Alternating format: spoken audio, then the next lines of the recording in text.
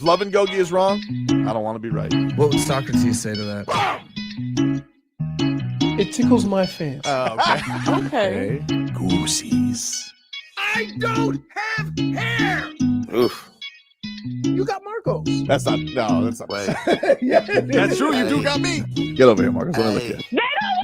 They don't want it.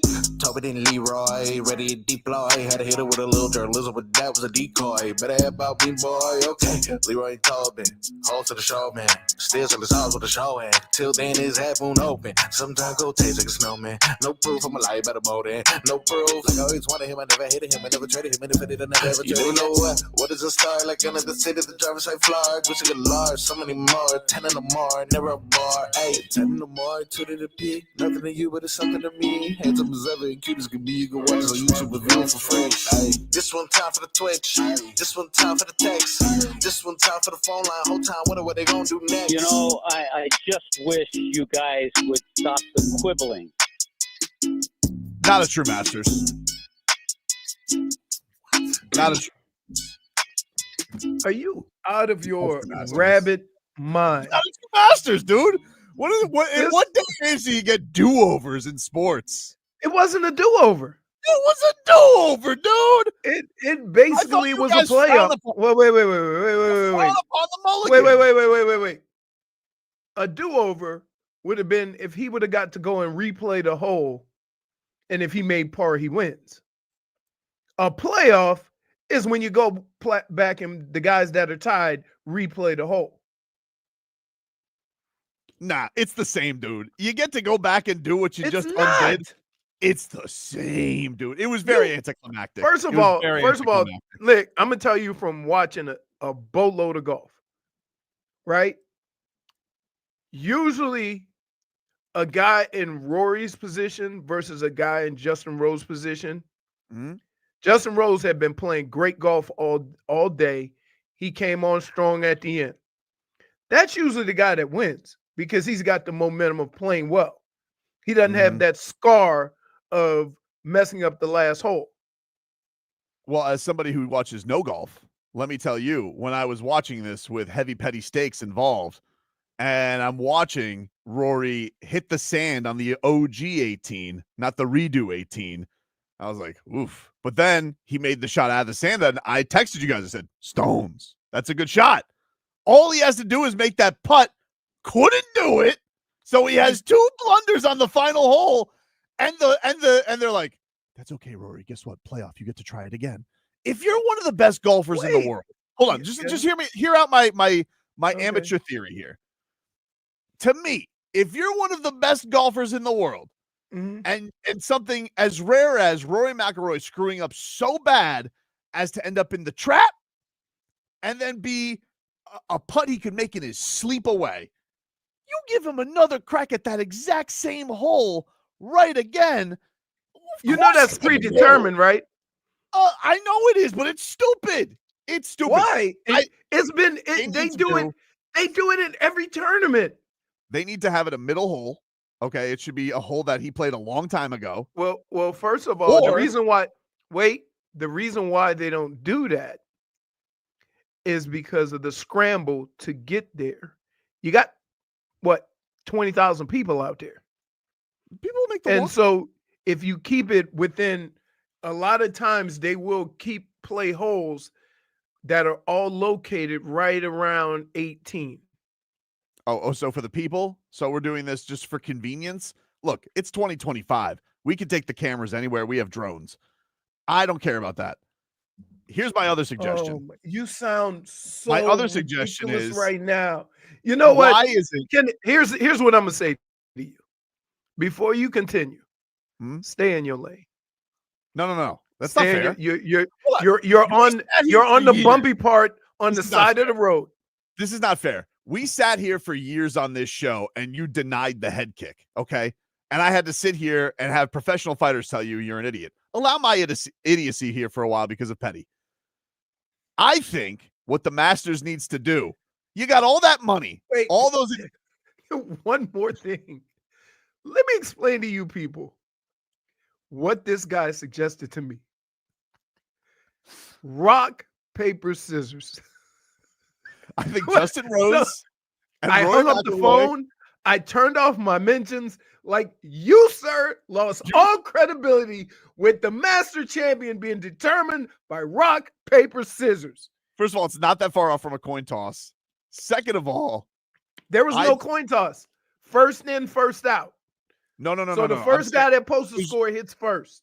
Your counter to it was, overtime. It's the same as overtime. And I said, but that's determined by a coin toss on who gets the ball first. How is that different from rocks, paper, scissors? My only deterrent was that the winner of rocks, paper, scissors, not in baseball, gets to pick. Well, that's just home and away. And it's not the same because you're facing against somebody. In golf, you're really playing yourself in the course. Truly. Really? Which is why it's ridiculous. Somebody as good as Rory McIlroy, who we all saw choke, he choked. And then it's just like, never mind, he didn't choke. He gets to do it again. What? Come on. Hard. See, here's The same hole? Marcos, here's the thing. I don't think he understands how hard golf is. It's not true. I mean, I've made the volcano before. Huh? I've made the volcano putt before. Yeah. Okay. Okay, but here's my other suggestion. If you don't like rock, paper, scissors, winner gets to pick the hole. Why doesn't the Masters have a playoff hole? Why can't they have just one hole reserved for sudden death? So you want them and all the property and the way it's laid out to have an additional hole they go to for emergencies. Exactly. Really? They got the money for it. Really? They do. Where would you put this hole? Dude, you're telling me Augusta couldn't figure out after all this time a super overtime hole? Right in the middle of the golf course. Somewhere. I don't know. Fix it. You think, they build these golf courses around the topography of the land, and there's really not any room for an additional hole. Look, good for him. I can't say I'm happy for him because why? What has he done? He said that the Toronto Raptors had a better crowd than the Heat. I'm never going to forget that. And so that's what you're wait. My entire beef started. This goes back. Now keep in mind, he may know about as much about basketball as you do about golf. And you're taking every word that he says about a crowd.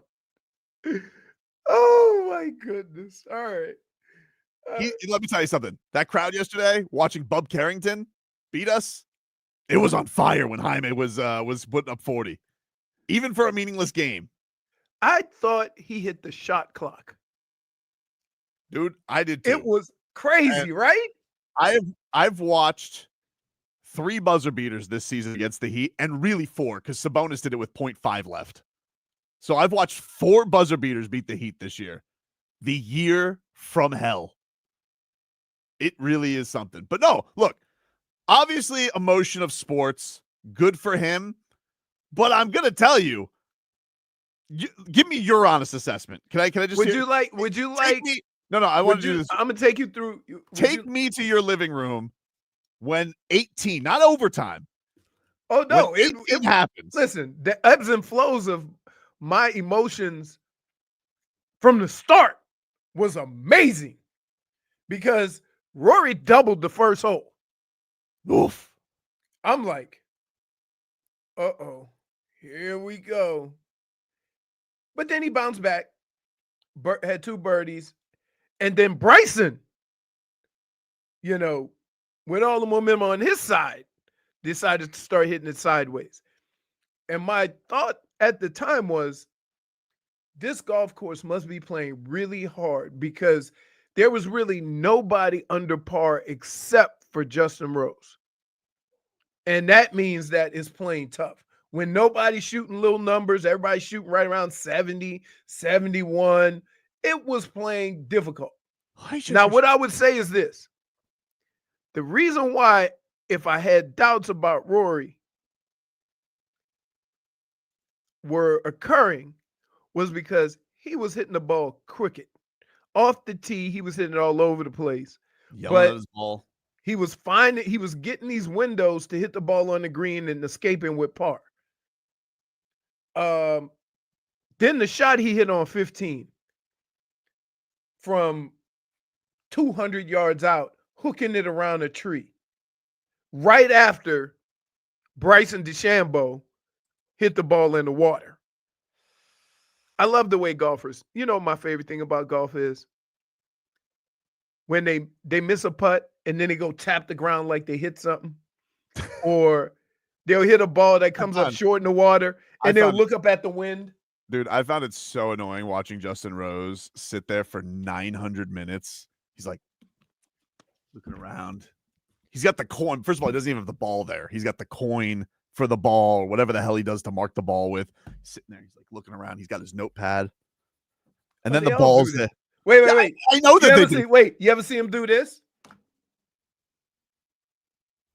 Was it 3 fingers? What is that? It's called aim point, and they use it to man, they do all kind of crazy stuff. But you do all of that just to like have it lip out. I'm just like, oh, really? And then everybody's just like, and everybody's disappointment is just, oh, you hear the whole crowd. Oh, go Rory, go! They just immediately move to the other guy because the crowd, contrary to popular belief, especially in that situation, the crowd was going to be happy regardless. But if Rory lost, he would have definitely been more miserable. Oh, right? Dude, there's no coming back from that. I think you got to hang it up. If you would have known, he had a worse situation a few years ago in the Masters. Yeesh. He had a 4-shot lead going into the back 9 and hit a ball next to one of the cabins. Like he was standing amongst the azaleas trying to figure out where to hit his ball. Well, so like all that aside, what stones he showed to still be in it? Because guess what? Think about this. When Bryson started losing it, he lost it all the way. Like that's the nature of that game, is that the hardest thing in the world to do during the course of a round is shake that stink off of you and not keep playing poorly. Is it stones? Like that's the thing I wrestle with. I'm like, yeah. How is that? Hey, wait.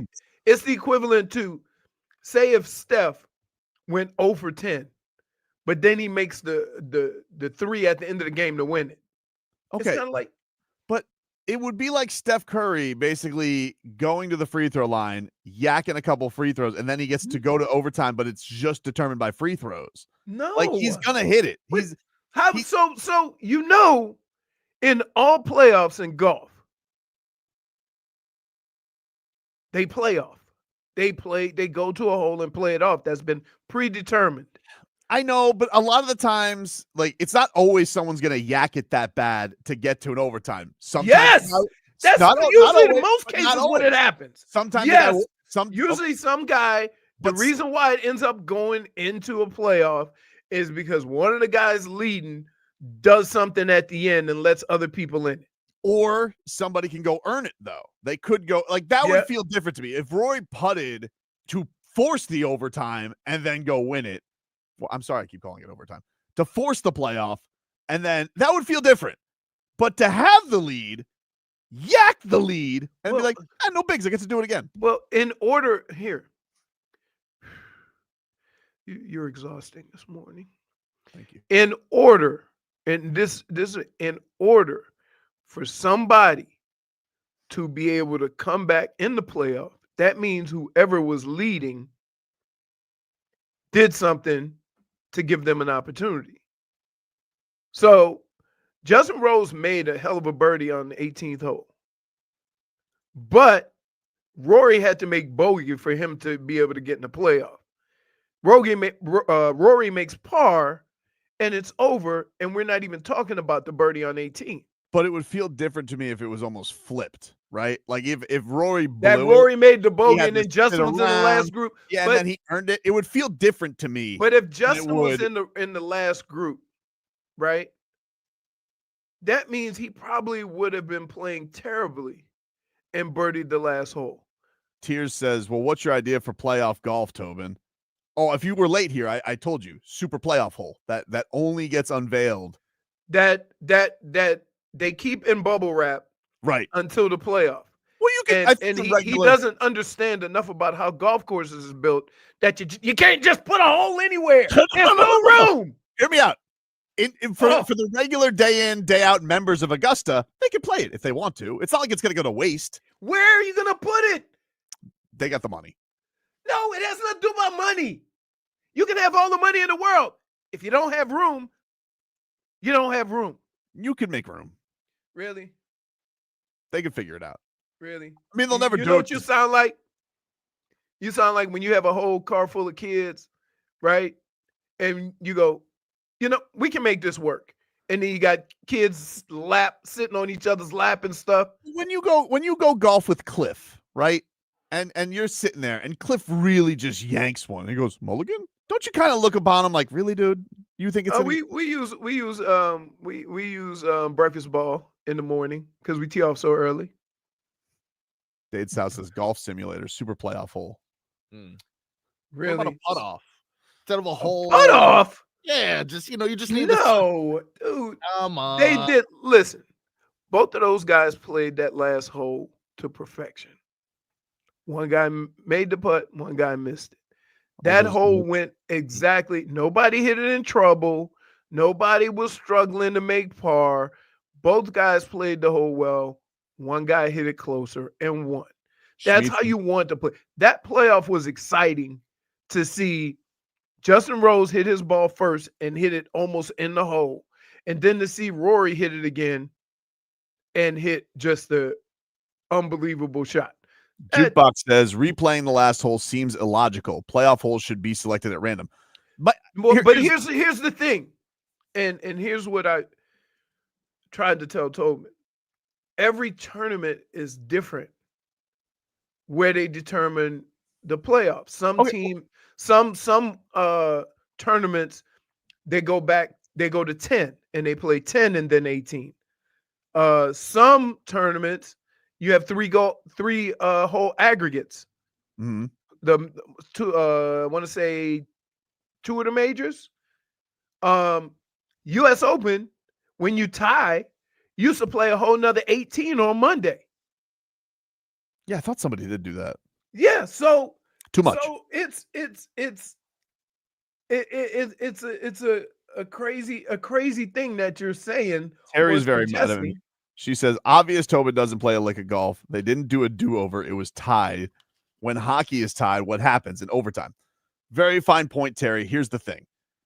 And wait. Let me ask you a question. Why does hockey go 3-on-3? But that's not regular. No. That's not regular hockey. That's not regular hockey. Hold on.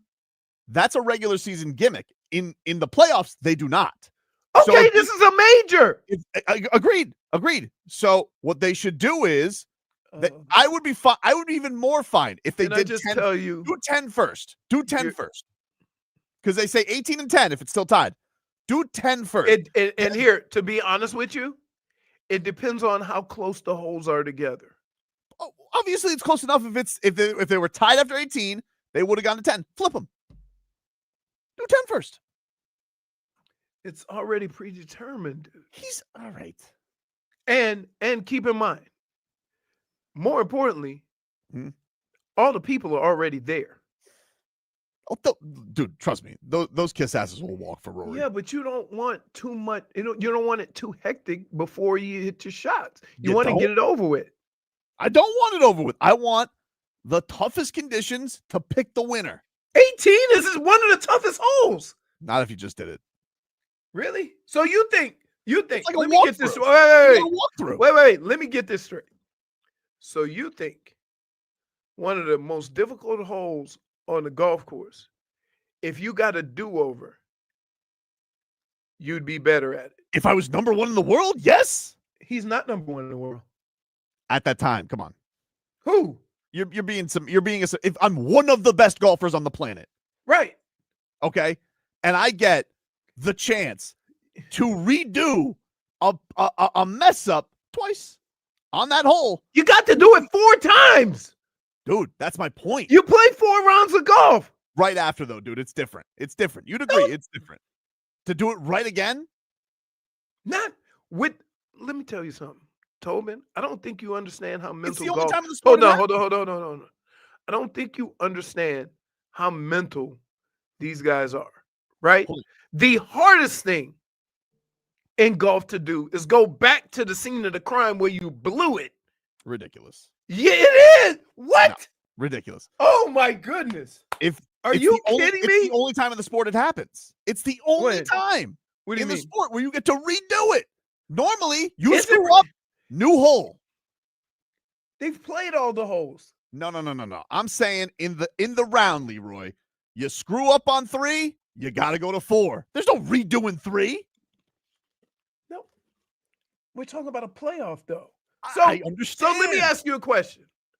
You know, and here's the assumption that you're making, that every playoff comes from somebody in the last group. It does not. Sometimes I've seen they had situations where 2 guys who were tied at the top had to wait an hour for the lead group who just blew it and wait for them to finish before they went to 18. And that would possibly feel different to me. And maybe I would have different feelings if I didn't have petty agenda against this man. But I just saw him blow it. And what's his reward for blowing it? Oh, have another chance, Rory. It doesn't, but that makes it more difficult, not easier. Ridiculous, dude. That is a ridiculous take.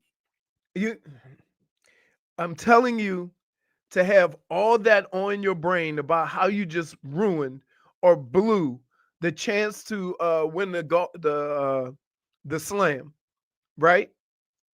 To win all 4 majors, to have that right on your mind and have to go right back to the same hole. You need you got to have your mentals right. Get out of here. Okay. Oh my goodness. Really? You sound so ridiculous right now. I don't sound ridiculous. You do. I'm just being honest because I'm the only No, person who you're gets being swept up honest. in these fake goosies everybody has for him. What, you don't think like 1 of 6? Yeah, 1 of 6. But it should say, but you remember what it took to get the 4th? 10 I mean, years, 10 years and an overtime. You do realize that I want to say the last Masters, that was it the last one? No, it was the third one Tiger won, when he had a playoff with Chris DeMarco. He did the same thing that Rory did. Third Masters? I think it was his third one where he had a playoff with Chris DeMarco. He already had 2 jackets? Yeah. Well, it's not the same things. Come on. Why? The situation is the same. It's not the same thing. Tiger, wait. Tiger had a lead. He blew it, and then he got in the playoff. Are you kidding me? Do you know how ridiculous that sounds? It'd be like saying Michael Jordan has 2 rings already, but the third one, woof. Obviously, this one has the most weight. That's not what I'm saying. That's not what I'm saying. What I'm saying is that Tiger had a very similar situation to what happened to Rory. That he had the lead and lost it and had to go to a playoff. 2 Masters in? I think it was his third one. What is how many you won before now? In fact, it makes it even more difficult when you haven't won one. No. But that's the point. Is of course it does.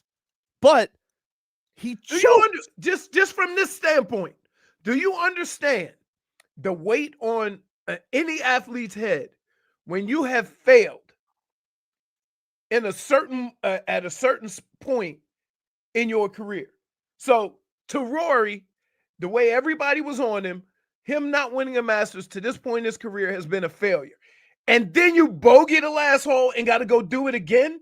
Yes. You think that helps? Of course. All you got to do it makes it worse. Dude, he my that last goodness, hole. Tobin, you sound Dude, I am not leaving this stance. I'm telling you right now. Ridiculous. We've done a half hour straight on this. We got to take a break. Back after this. WQAM broadcasting live from the Edmore Sawgrass Auto Mall studio.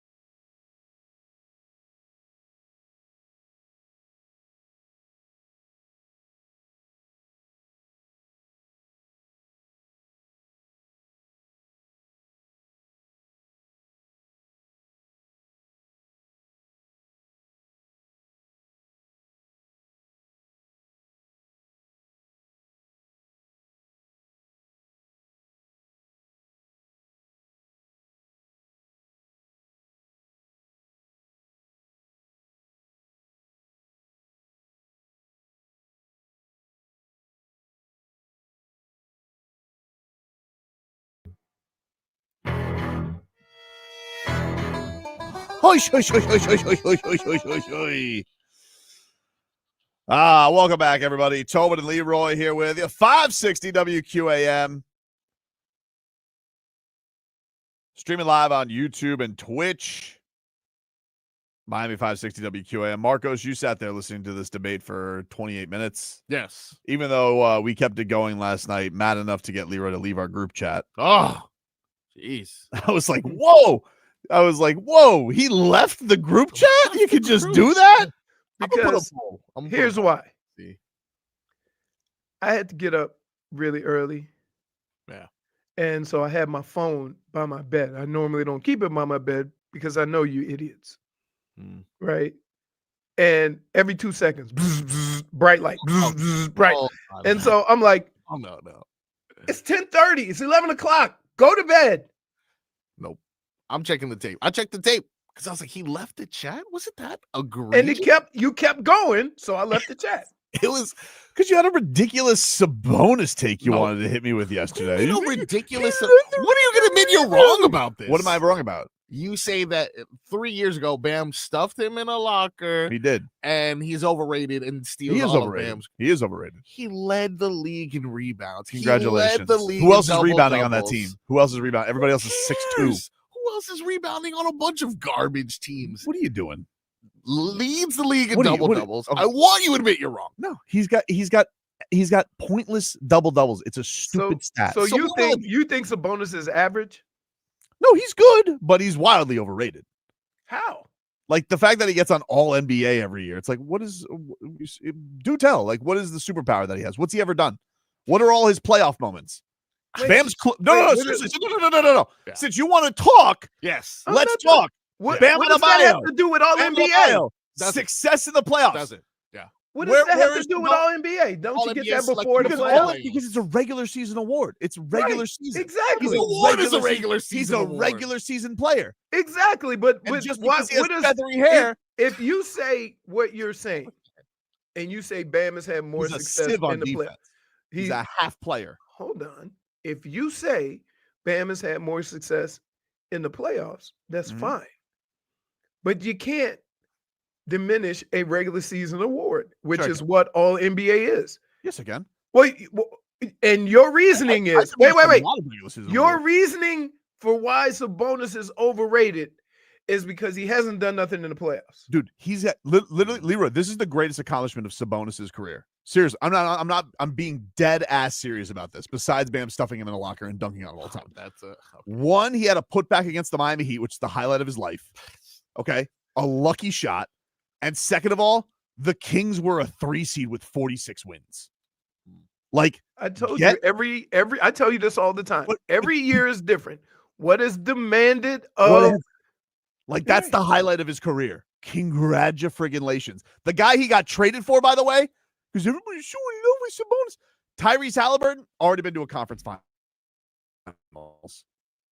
But everybody wants So wait, this, they Sabonis traded that. Halliburton for Sabonis? You don't even know that? No, I wouldn't have did that. So, like, are you all of a sudden an Indiana fan because, or a Sacramento fan hate because Indiana. you seem kind of hurt that No, it was it's almost like because- you're doing the Tobias Harris over me. No, here's my point. Frog Boy comes, tough day for Tobin. Sabonis led the Oh no, that's not just the only thing that happened. dude. That's like, get See, out of wait, here, dude. see, Get out and of I here. just want to explain to you two. I want to explain to you two idiots exactly why I left the chat. Okay, Because let's let me be get to both right, of you right now. now. You're arguing something, and you go, no, that's not what happened. And you know how that translates to me at 11 o'clock at night? Bzz, bzz, bzz, bzz, bzz. Well, I needed a break after binge watching The Pit, which is, by the way, with another text that was in there. Right, just random text. Was he in a sandwich for 7 days? But they've saved 40 lives. Wait, no, here you go. Are you guys watching The Pit? No. How about that damn Sabonis? He led the league. No. So it went from Pit talk to Sabonis to It was just, I'm green. like, The Marlins. it was Marlon. raining all over the place. right. You know? Okay, And so meanwhile, I'm laying with my phone next on my nightstand, right? And so finally Mel goes, "You're gonna get that?" I said, "No, that's the idiots." What could they possibly be talking about? I say, "You don't want to know." It's a mixed bag of stuff. Yeah. All right, realistically, After we went from talking Matt Mervis, I was explaining how the Pitt went too far. no one's had a sandwich. It was 10:15 to 10:20. No, it was 10:10 to 10:25, and it averaged 1 text per minute. And Leroy's like, "That's where I draw the line." Dude, it was ridiculous. It was like, wait, I was sleeping. All of a sudden, By the way, in the Pit, in the meanwhile, spoiler alert, in the Pit, in the meanwhile, they did finally cover that where he goes, "I got to order some pizzas." Finally, they're like, "Yeah, there's been a lot of drama." In the middle of a mass shooting. Well, okay. Spoiler alert. Or maybe the pizzas were first. I can't keep up. 100% on Rotten Tomatoes.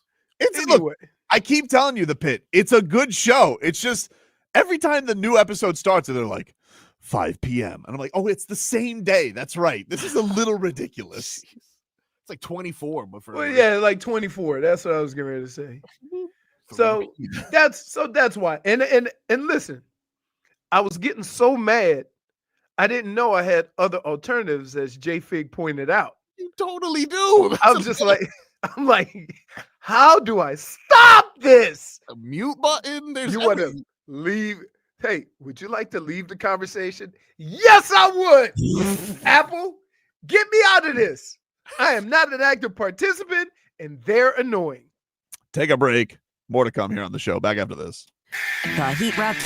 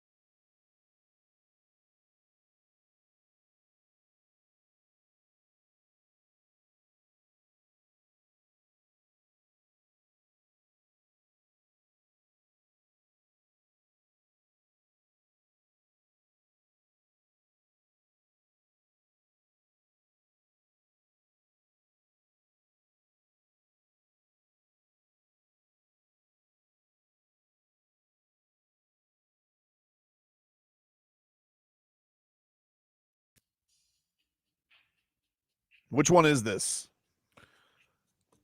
Can't you tell? No, I'm kidding. Let's get to the road to repeat here, brought to us by our friends over at Celsius. Hockey fans, don't sit this one out when it's game time. Make Celsius a part of your play and get that energy up. Game day is fueled by Celsius Essential Energy Drinks, the official energy drink of your Florida Panthers. Guess what made its way to Publix? Playa Vibe. Yep. Ooh, nice. I was at my son's jiu-jitsu class on Friday, and my his coach had a Playa Vibe. I said, Playa Vibe is good. Good. Pretty good. I may have snuck him a 12 pack from here. Oh, nice. Sweet. What are we going to do with it? We have so much. Yeah. Delicious. maybe Thank get you, you- Celsius. If you don't like somebody, there's also some unmentionables in that corner. The road to repeat is brought to us by our friends over at Celsius. So the Panthers win on Saturday, 3-2 in a shootout over the Sabres. Carter Verhaeghe had a goal and an assist. Carter Verhaeghe. In Miami this weekend. Yes, he was. Yeah. Yes, he was. UFC 314, which was awesome. We'll get into it because I want to talk a little bit about the card, but he was there. You wouldn't know it by as much as this cabinet was thrown on the broadcast. Hey, it's like all right, UFC fans, you want to see Ted Cruz? What? No. All right. I guess. Trump's one thing. Like, Trump's at least been a UFC OG. You know, he's been around forever. Yep. But it's like, you guys want to see Ted Cruz? Yeah. Guy wouldn't know Kimura if it broke his own arm. Like, whether or not he was president, it'd be like, oh, Donald Trump's in the audience. Of course. Yeah. If Ted Cruz is like, what? Marco Rubio's here. Okay. Great. Awesome. Wonderful. Swell, dude. That's can you show me Kid Rock at least? Can I see Kid Rock like doing a funnel in the crowd? Is there no Musk here? The FBI director's here. Huh? All right. Okay, cool, dude. Hey, you know he's sitting next to George St. Pierre. Yeah. Show me the goat. That's crazy. Anyway, Panthers, big news over the week. And we talked about this where Aaron Ekblad was cleared for team activities. And he spoke to the media, Leroy. He spoke to the media. Remember, I asked this question in the beginning of the suspension. Mhm. And what were we told? Nope, out.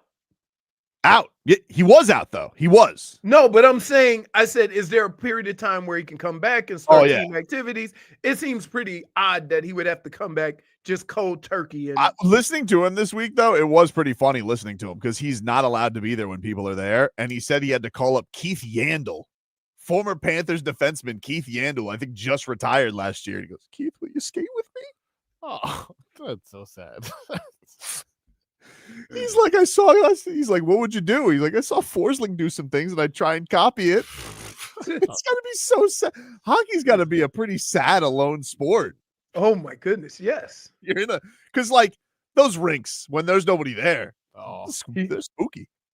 And not to mention, if you're just skating with another person, it's blades of glory.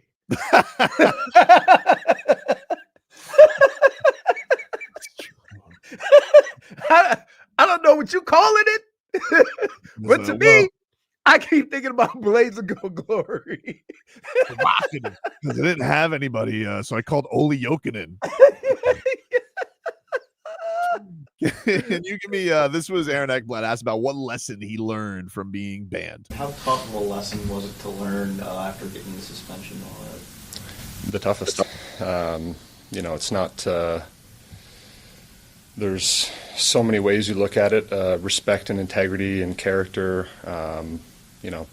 Family, name. My teammates, fans. It's every single which way you look at it. The money that I lose on top of all that.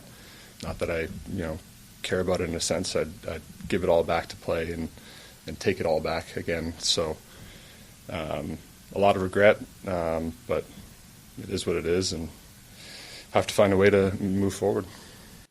This is why I always said he's a good boy, and he didn't deserve this. It was too much shame to drag his name, and honestly, he should have gotten an apology reprieve on his suspension. 10 games, that's enough. 25 was a bit much. I feel like he should be cleared already. Here's what you need to know about these suspensions. They're predetermined and they are collectively bargained. No parole though. Like what for? He's No. a good boy, good behavior. He can't. They're collectively bargained. Here's what the suspension is for this infraction. There's no leeway. There's no wiggle room. There's no nothing. He will be allowed to return game 3 of the playoffs, and I believe we got some pretty good news this morning. Paul Maurice was on the Joe Rose show and implied that Matthew Tkachuk is on pace to be back for first round of the playoffs, which I wasn't sure because I saw a report this weekend. I saw our boy David Dwork was kicking around. He had heard there's a possibility this could linger a little bit, that this was going to go maybe in, but now it seems like the message they're getting out there is that he's going to be back. And it's not definite. His quote this morning to Joe was, "It's a really important week for him. He's not that far off. He's very, very close. We're not missing this by 2 weeks." Okay. So if it's not, it might be a game. Maybe. So we'll see. Panthers back in action tonight. 7:00 is your puck drop from Amerant Bank Arena. They're taking on the New York Rangers. Hockman and Crowder will be out there live at the arena. Game caught me off guard. 7:00. I was scrolling through my sports, what was on TV, and I'm Mhm. like, hockey, forgot. Panthers. Yeah. We'll take a break. Hour 2. Streets are talking. That's next.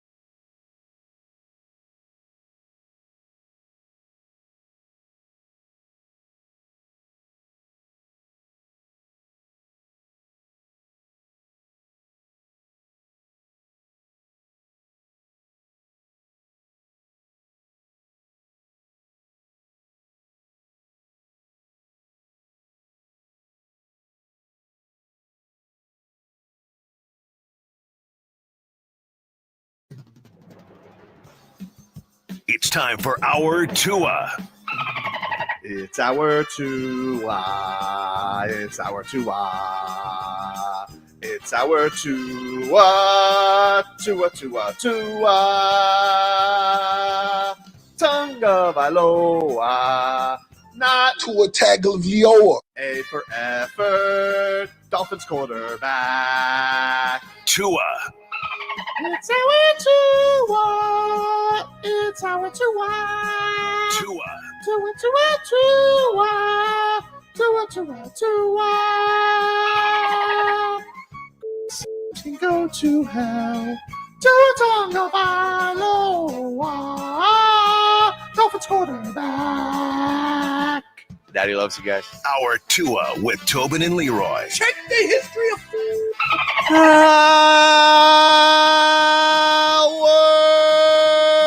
two of the program, ladies and gentlemen. Tobin and Leroy here with you, 560 WQAM. Let's get to our headlines. Brought to you by Doral Kia. Doral Kia, choose from over, hold on, 500 new Kia miles in inventory like the Sportage Sorento and Telluride. Remember, when it comes to Kia, the great deals are at Doral Kia. Just wanted to make sure I got the number right there, Doral Kia. You know, that's how you got to get it. There's right. just so many options. You just want to make sure. You want to make sure the great deals are at Doral Kia. We talked about Rory a lot last hour. He completes the career Grand Slam, beats Justin Rose in a playoff to win the Masters. He got his green jacket. And hi. Yeah. UFC. He might end up being the all-time winningest European golfer when it's all said and done. The most of European majors is 7. So he's not that far off. Would you say that now having this thing off his back of 10 years between majors, do you feel like he can now go on a majors run? I think he'll be more comfortable playing in them. Not that he's been terrible in them, but I think once you get over a certain hump, then you're comfortable in your own skin and you can just go out and play. Yeah, even he was admitting that to the media afterwards. Right. It's like, yeah, it just feels like a burden is off. And the crazy thing about it is that I used to always tell people when I played, you think we don't want to win? You think we came out here and did all this planning and off-season workout to say, yeah, I want to go out here and get my ass kicked every week? Like, no. It starts, whatever profession you end up in, it starts with a level of competition, a level of, just wanting to beat anybody at anything. That's the starting point. The skill set is not even there yet. But you start off with a level of competition in your mind that this is what I want to compete. And so these guys, and the thing is that of all the major sports or activity, or whatever you want to call it, and this is from tennis to golf to football, baseball, basketball, hockey, right? The percentages of winning are the smallest in golf. So that I think Tiger only won 20-something% of his tournaments. So think about that. And it bothers me that we sit here and say, oh, this guy can't get it done.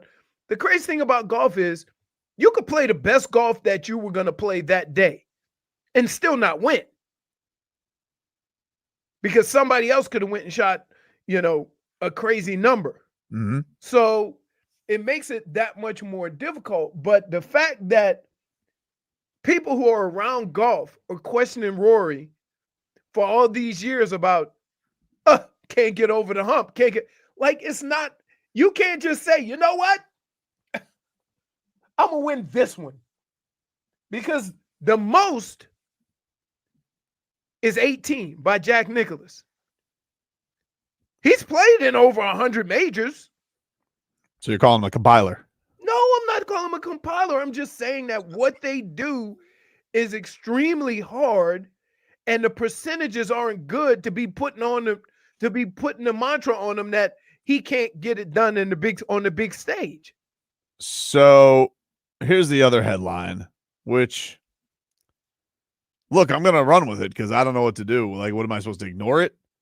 Now, this is the way I go with rumors, okay?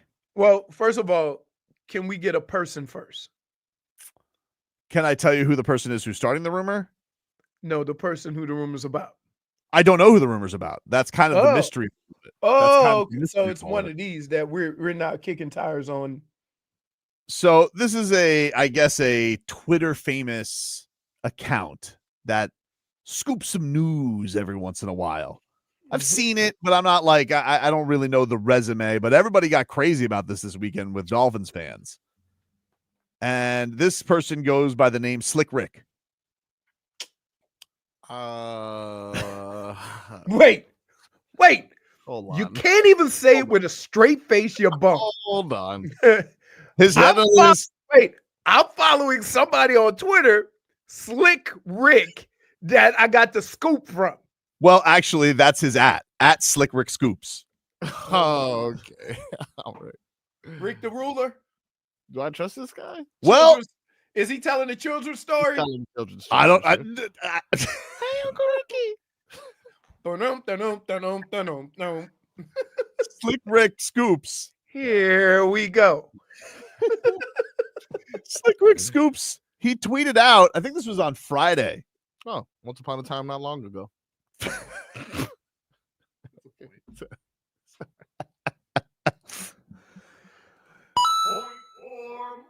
Me and you, kid, we gonna make some cash. Robbing old folks and making a dash. Okay. You guys are making fun of Slick Rick, and he's got scoops.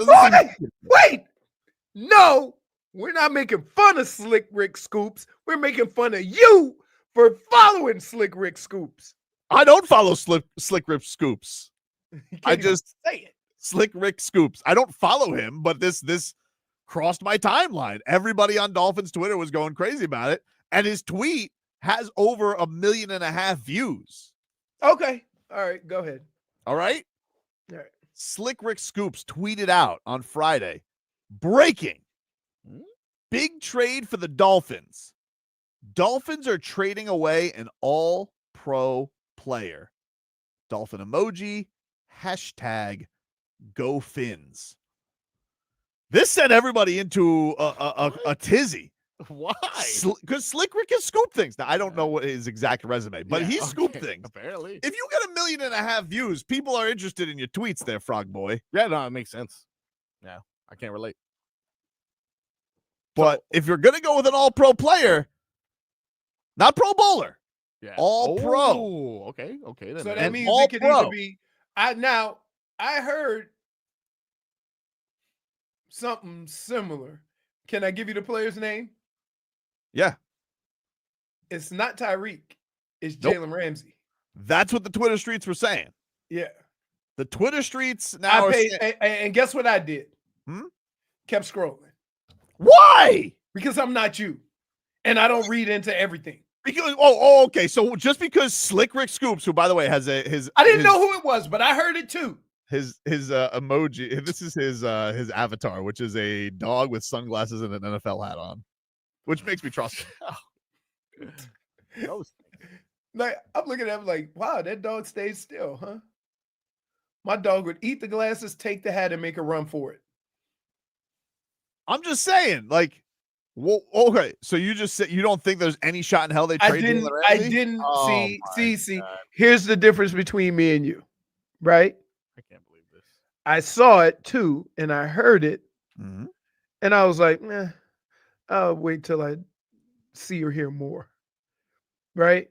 Because like people could say anything on Twitter, and only one of us three that seems to fall for it is you when it comes to sports, and I didn't Frog fall. Boy when it comes to anything Drake. Hold on. Well, that's true. You are a sucker for Drake. Still not over. First of all, I didn't fall for it. I'm just saying people are buzzing about this. Obviously, Yo, dude, Slick Rick you, Scoops. you came in here like you had the golden goal. You came in here like you had a ticket. I got some news for you people.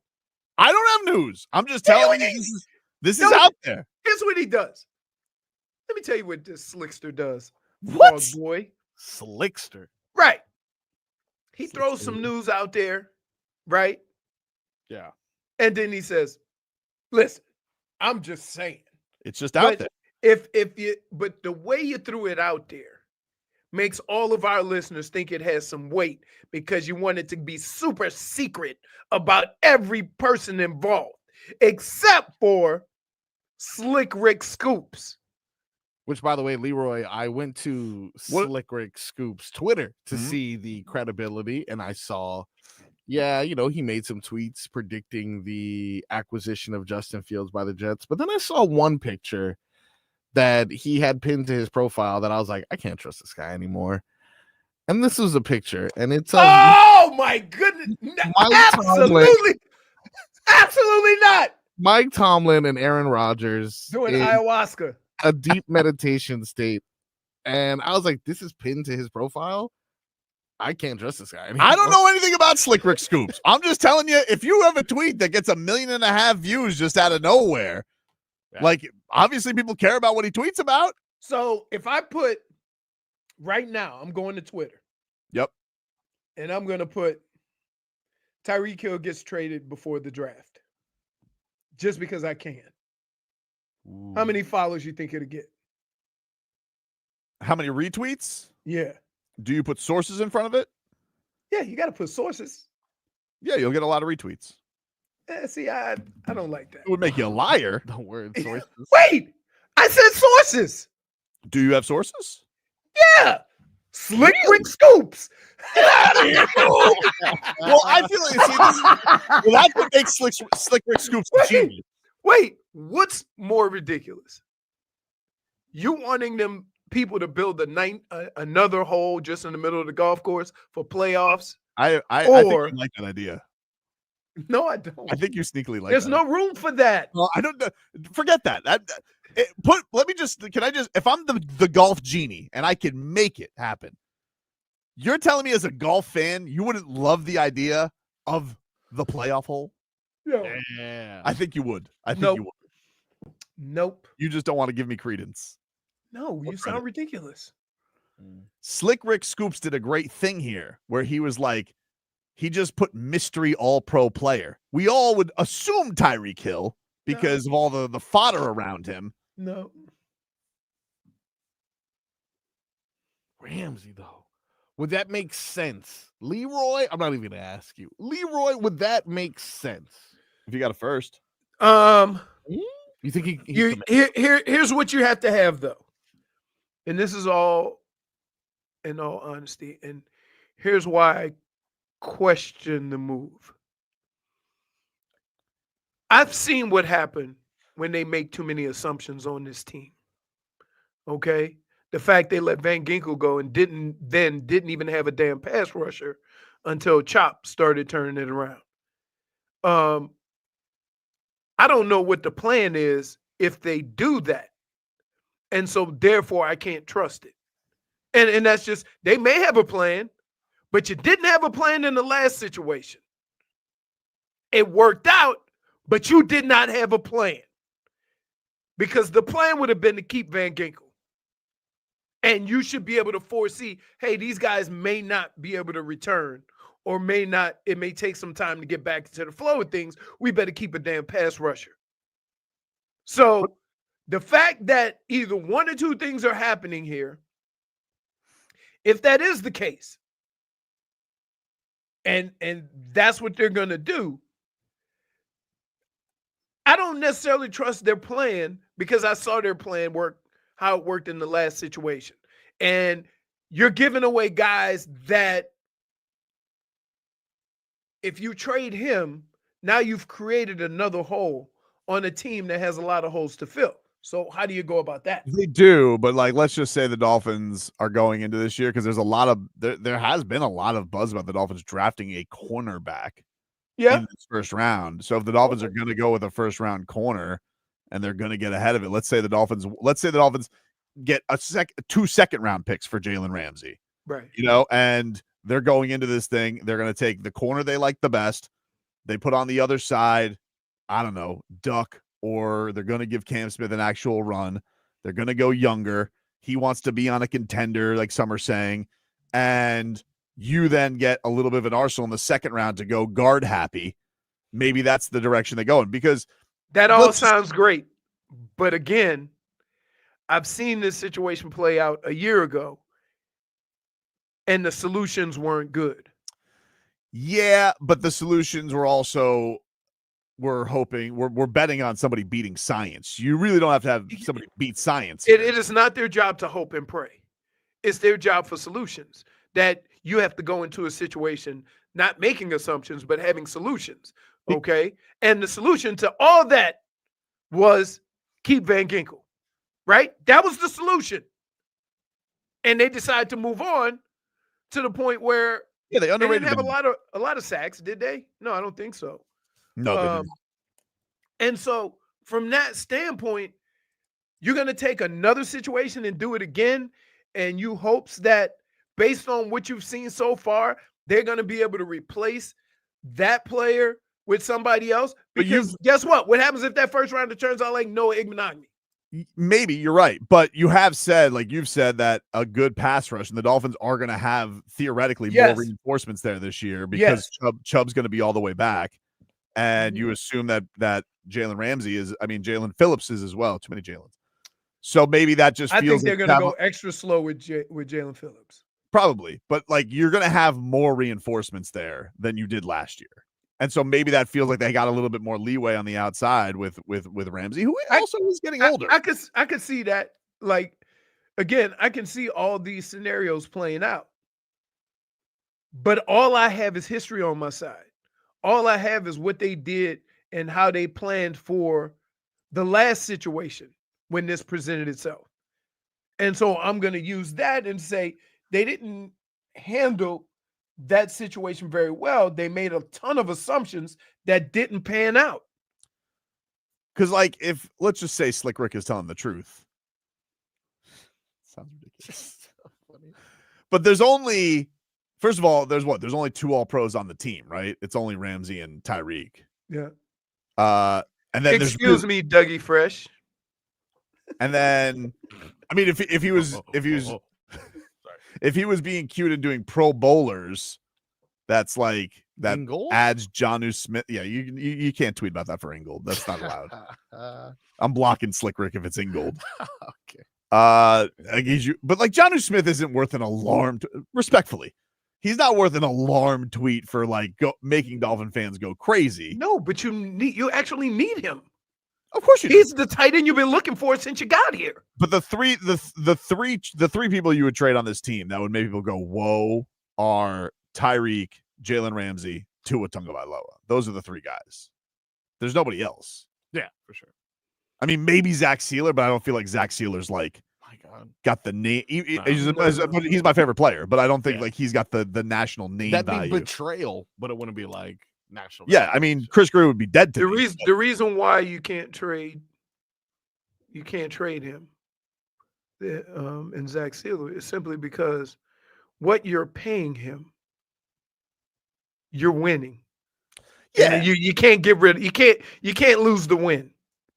Jade South adds Waddle to the list. Yeah, Waddle I think would be a bit of a stunner too if they traded Jalen Waddle. But if they, I just tell you, look, if they traded Jalen Waddle, you think Tyreek acting a fool then? Think of how you gonna act like a fool if there's nobody else. Oof. Right. Well, nothing like giving the guy that you have questions about leverage. True. Well, thank you, Slick Rick. Appreciate you getting us on notice here. No, he only got you. Don't put us in it. No, I appreciate it. I saw the information and I just went right. With that being said, if a trade happens, Will you apologize to Slick Rick if he gets it right? I mean, it's kind of hard to apologize to somebody named Slick Rick, right? Dear Slick Rick, sorry I questioned your football knowledge of the situation regarding Jalen Ramsey. However, I would have felt more inclined to believe you if your avatar wasn't a dog with glasses and a hat.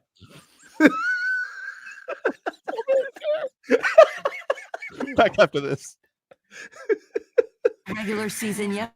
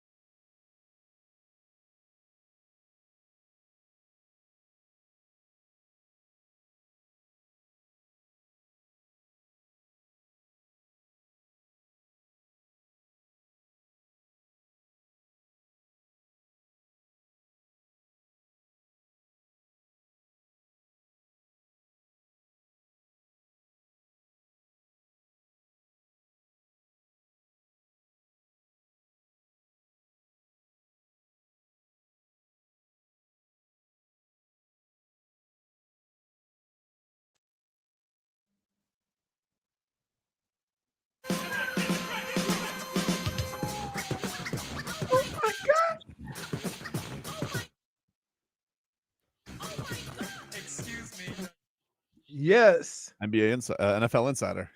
And They rhyme. They never rhyme. That's not polite. Am I lying? No, you're quite right.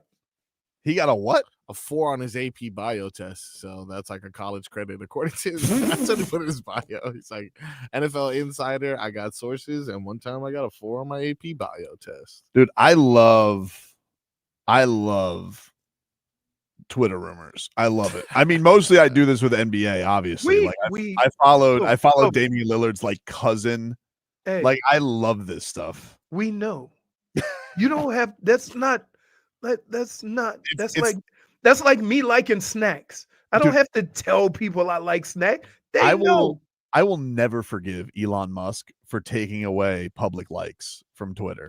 Like that was the best. When you because and I think go and see who liked it.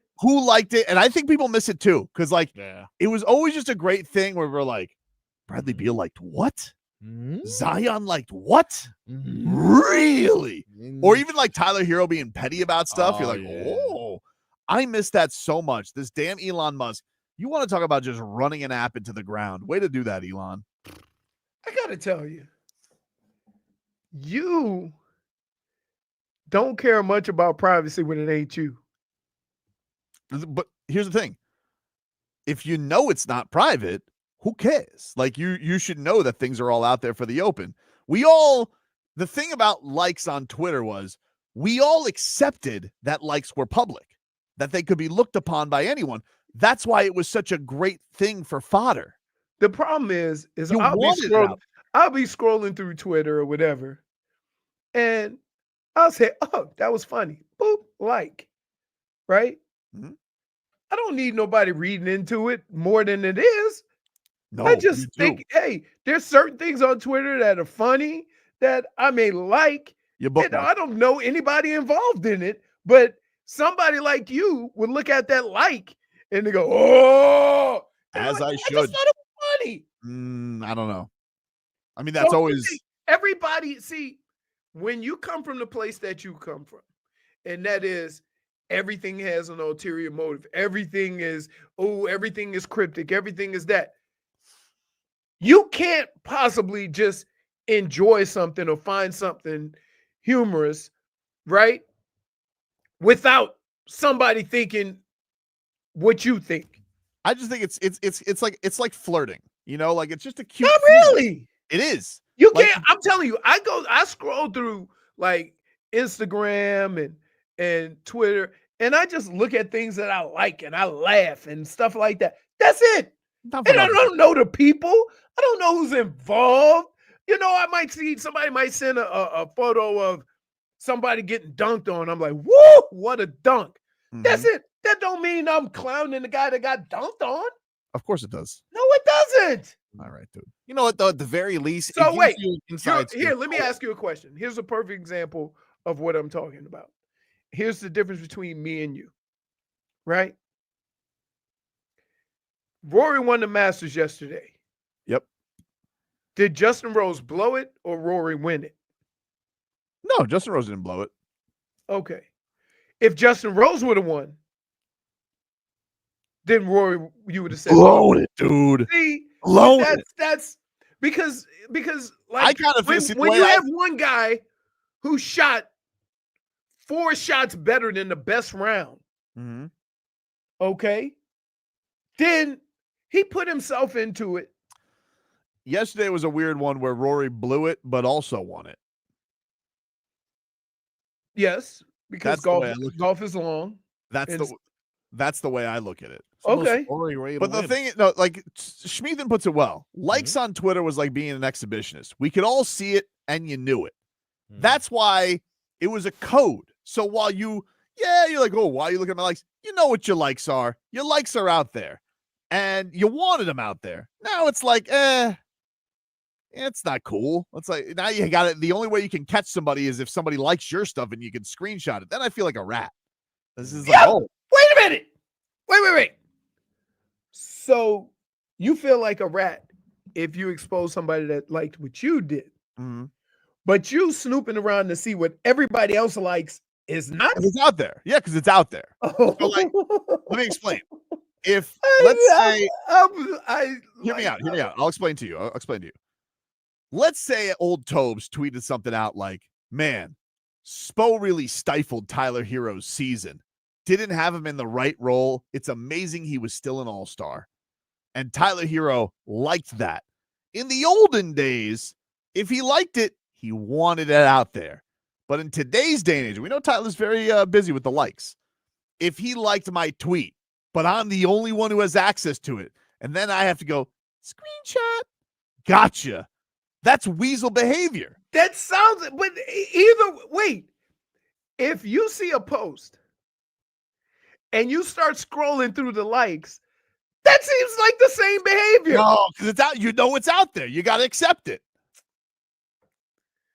Wow. Seems like you're making, a lot of excuses for being able to snoop around and do whatever you want.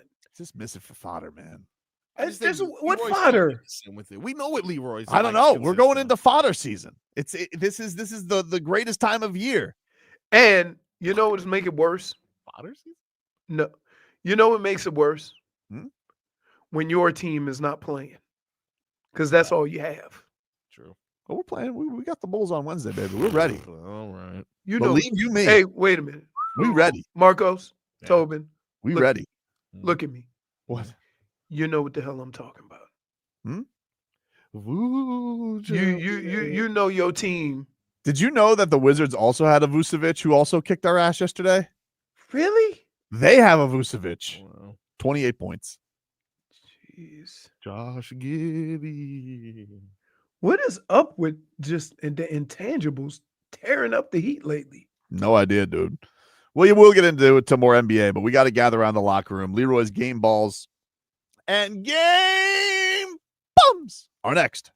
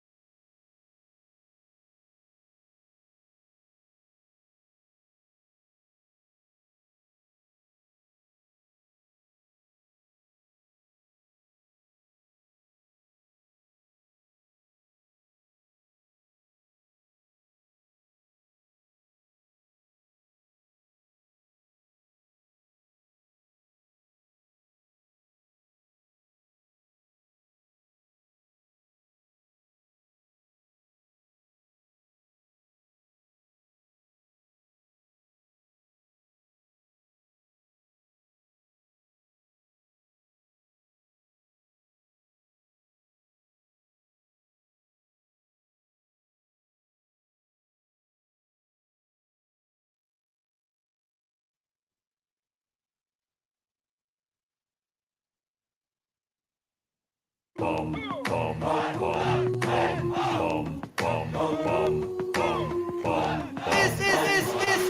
guy's a ball. Oh, gather around the locker room, ladies and gentlemen. Coach Leroy is here to hand out two things: game balls and game bums. What do you got for us, Coach? Well, you know who I'm going with for my game ball. Going to go from Rory, becoming the sixth man in the history of golf to win a career Grand Slam. It took a while, but he did it.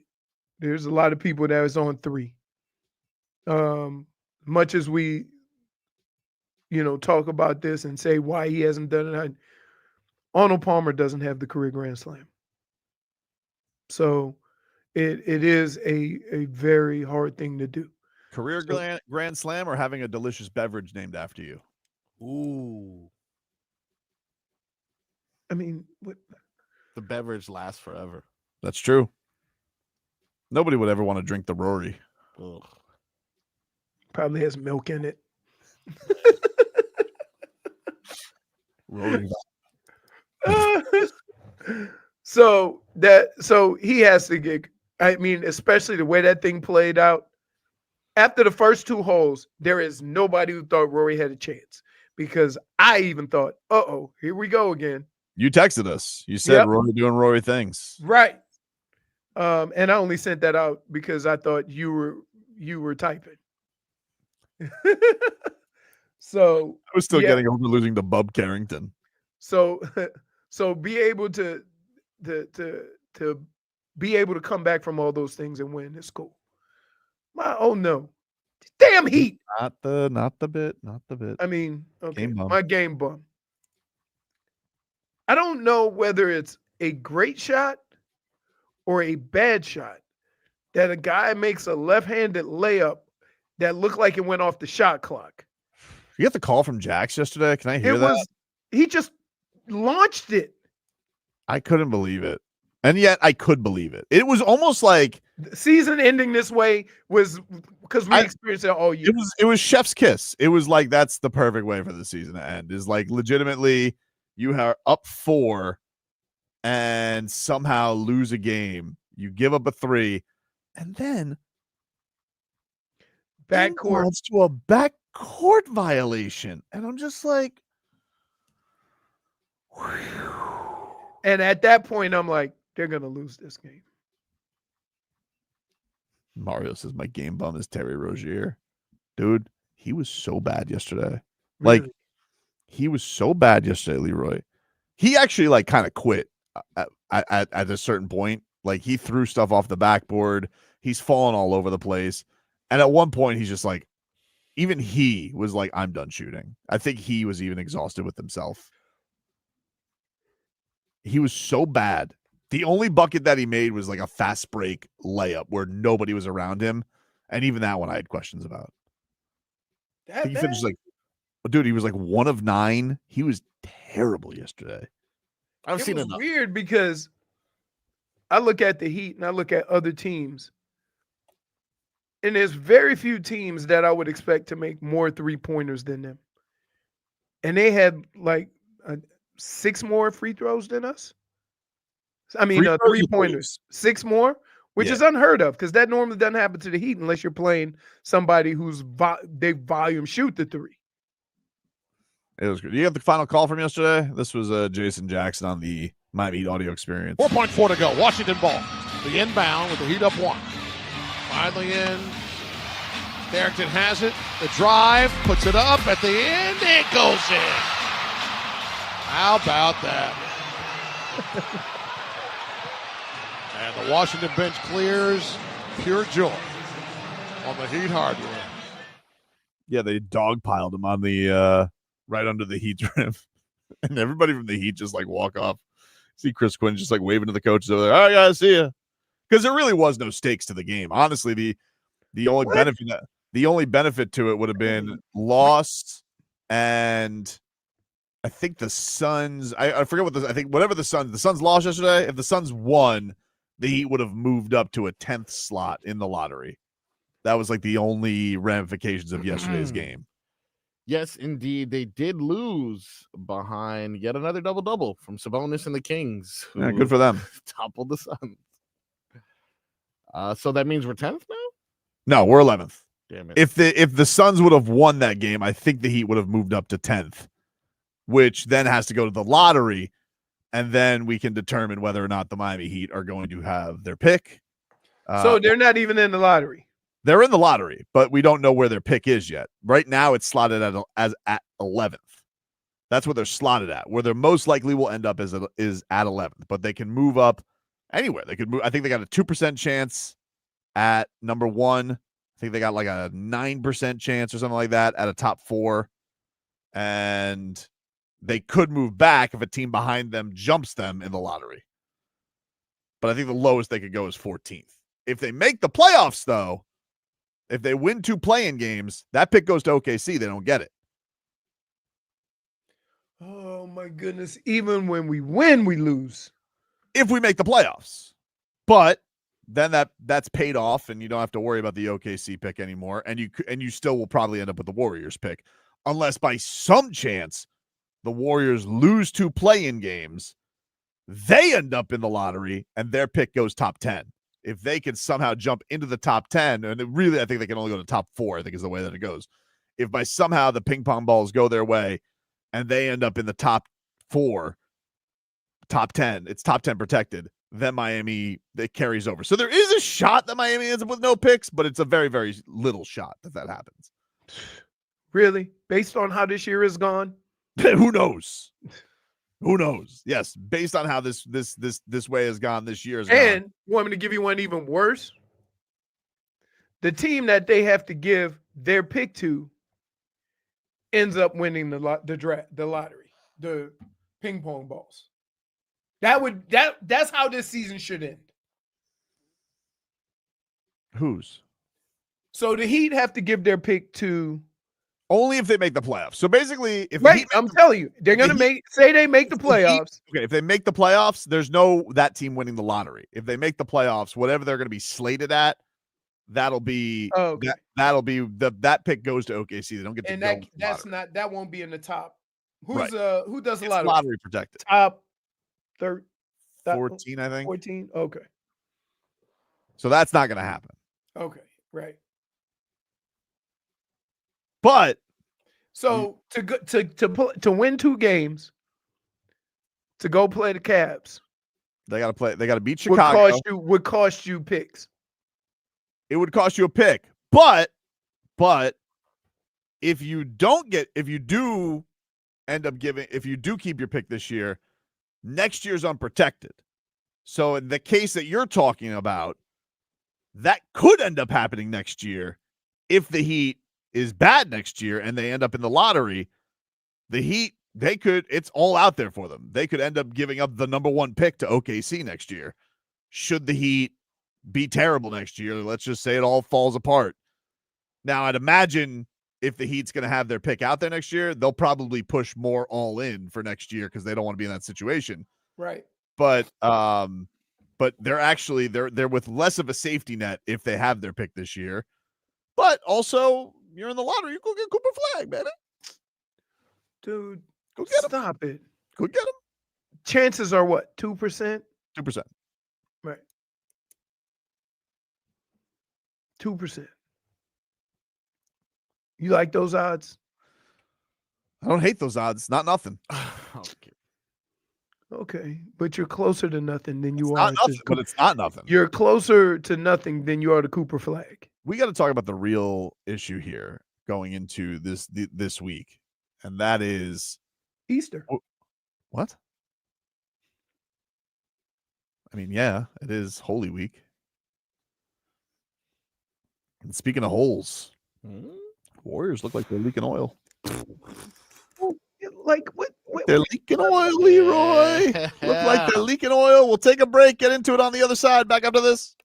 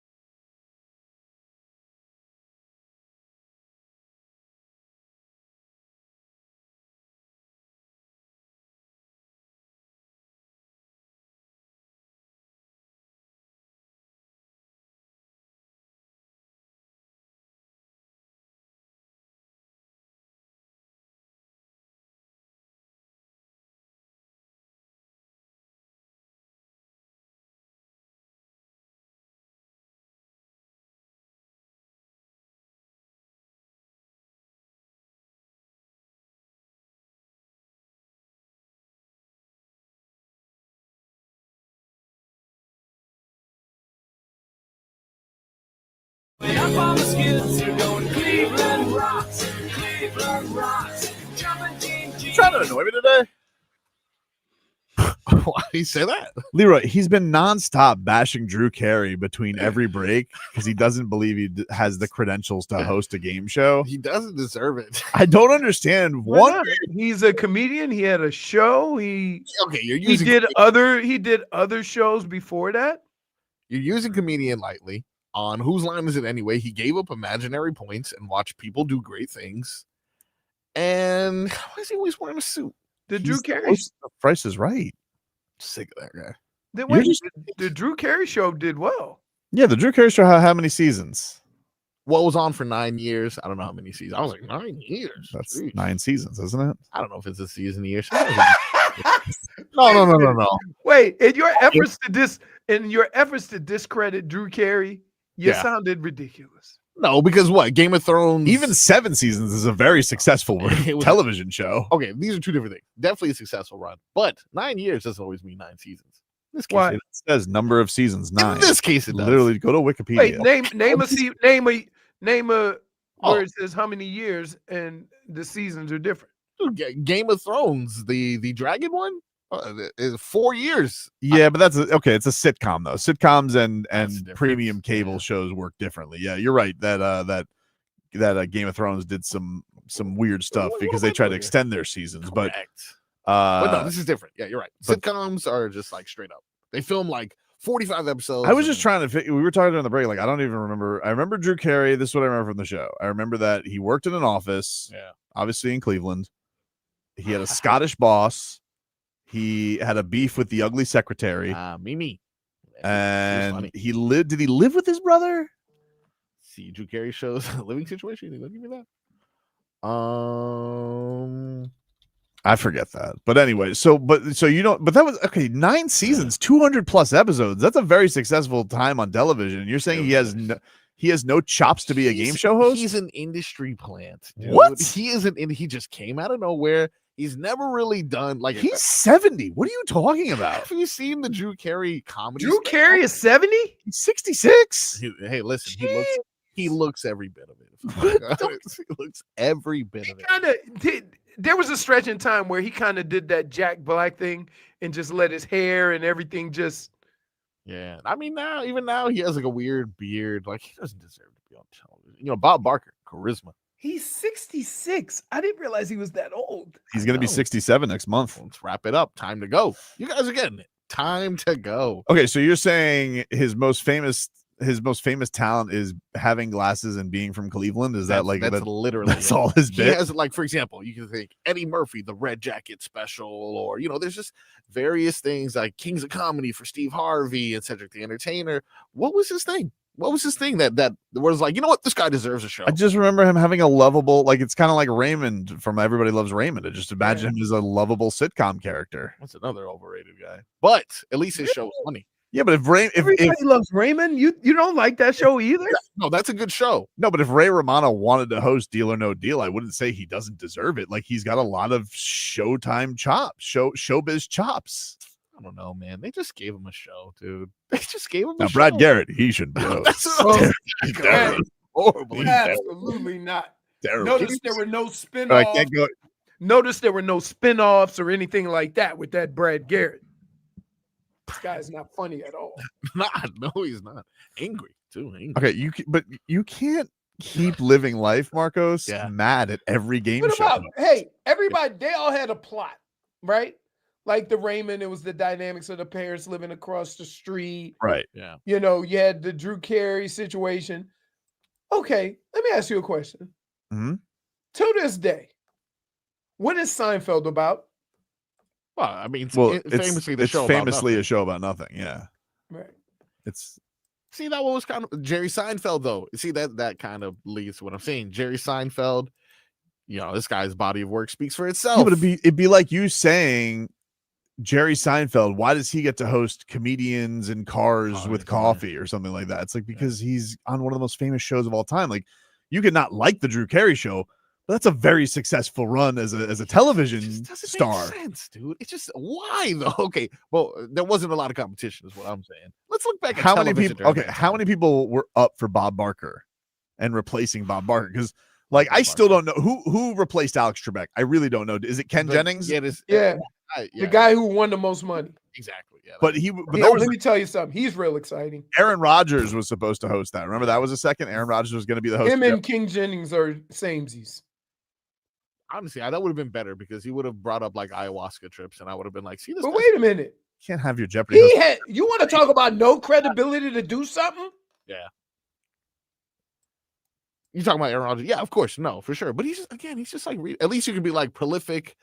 I can understand why he did it because he was Hey, so question. But he also hold on. He also guest hosted Jeopardy. I believe he was very good. I think people gave him Aaron Rodgers, right? Yes, Aaron Rodgers. No, he's really good. And then it'd be like, okay, well, I understand why he got that opportunity because he's famous from football. What is Drew Carey famous from other than his show? I don't know. Other than was he a comedian? Like I don't know what his background is. Mm-hmm.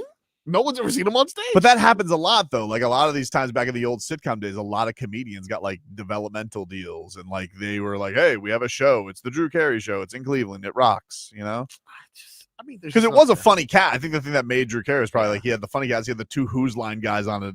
I don't know their names. Talented. Those guys are talented. Those guys actually do something. I don't understand your. So because he's the straight man, like he's the guy everybody kind of just made fun of. He's vanilla ice cream.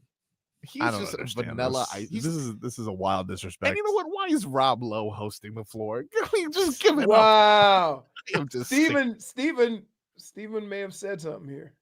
What did he say? Probably something disparaging towards me. I'm pretty sure people say the same thing whenever Marcos is at the Improv. I don't even host though, and if I do, I'm like, I'm gonna get out of here. I'll leave it to the professionals. Drew Carey, he's just. But if he's a professional though. If you were to become the host of Price is Right, yeah, like I wouldn't. Some other Marcos would be saying the same thing about you. You were good at it. I wouldn't say, but he's good at it. So, like, is he good at it? I don't really know. I've never seen Drew Carey do that show because we only have it on here in mute. Wait, I don't think was Bob Barker good? Wait, was Bob great. Barker good, or we knew him because he was there forever? Bob Barker because Bob Barker I actually watched whenever we were sick from school. You would watch Bob Barker. Swagger on that one. He was suave, also horny. Like you just knew it. That's why you spayed the dogs. Hey, but how about this? Spade himself. How did Steve Harvey end up? See, that's what I thought. Steve Harvey said with the entertainer deal. But Steve Harvey's really good at it. Now he does have a famous blunder in the beauty competition, but he's great at the feud. Yeah. No, I love that. But see, he deserves it. Every one of these people for being a comedian, right? For being a really good comedian, one of the kings of comedy. I've never seen Drew Carey on a stage. But who cares? He's just funny. Is he though? Is he funny?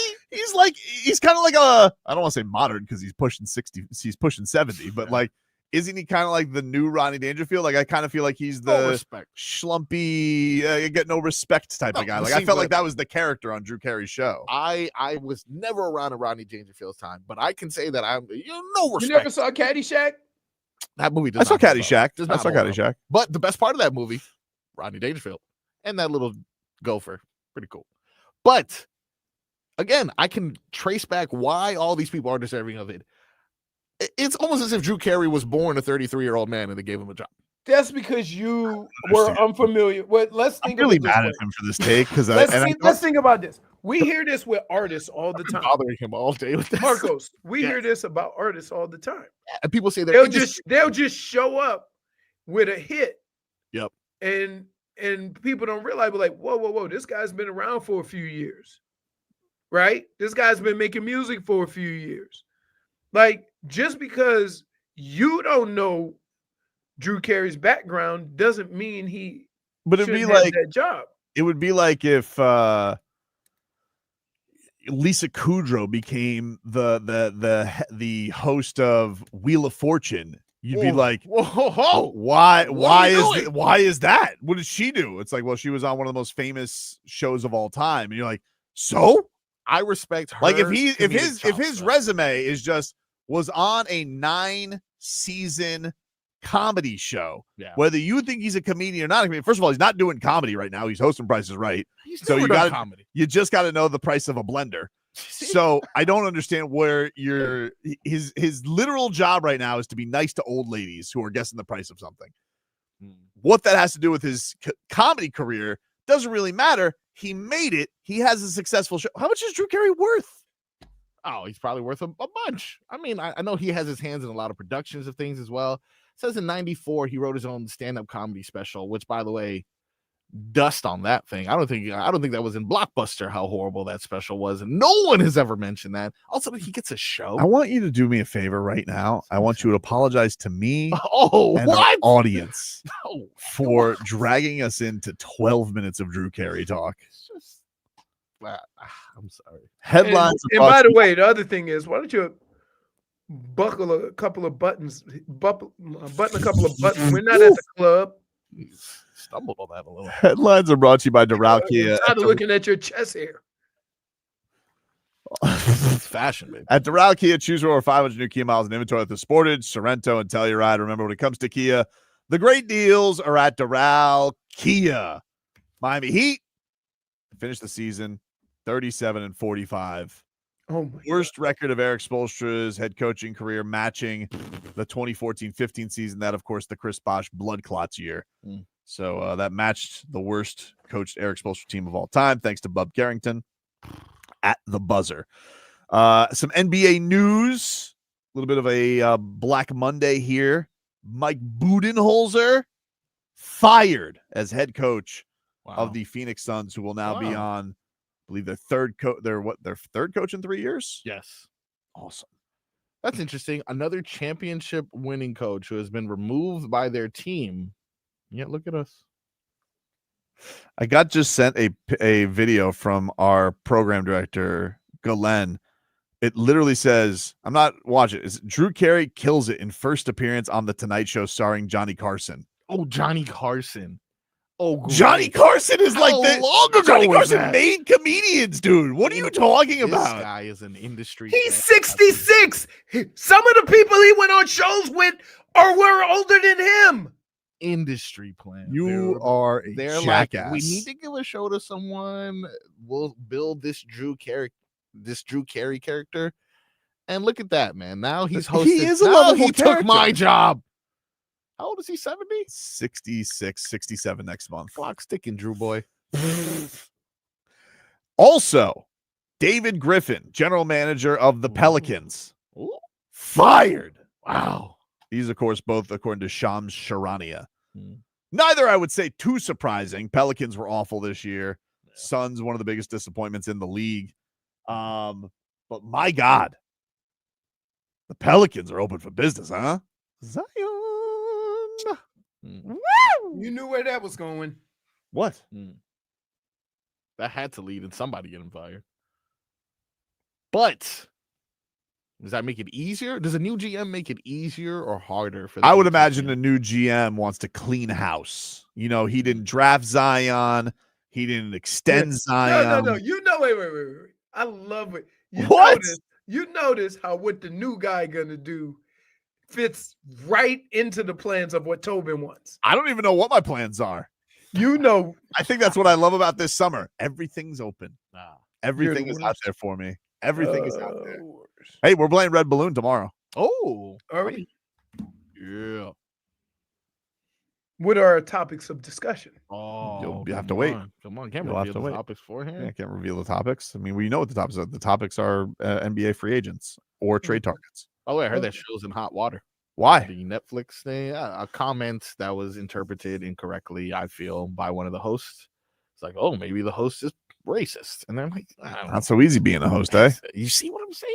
You can't just be an No, you see what I'm saying. Oh, no, you can't just throw Drew. Oh, no, I'm not a professional. Oh, I'm a pros pro. You haven't been on television doing any game shows. Well, this weekend at the Improv, I performed for 45 people, and it was great. For Brunch Bonanza? Yeah, thanks for showing up. He called your little thing Brunch Bonanza. That's a good name. I'm using that. Oh, man. We'll get to some more NBA stuff as yesterday the play-in got settled down, and Jimmy Butler took an old knee to the thigh from old Kawhi Leonard. In other words, they could be in trouble. In other words, Jimmy Butler did Jimmy Butler. And you should apologize, right? We'll get to that next. Okay.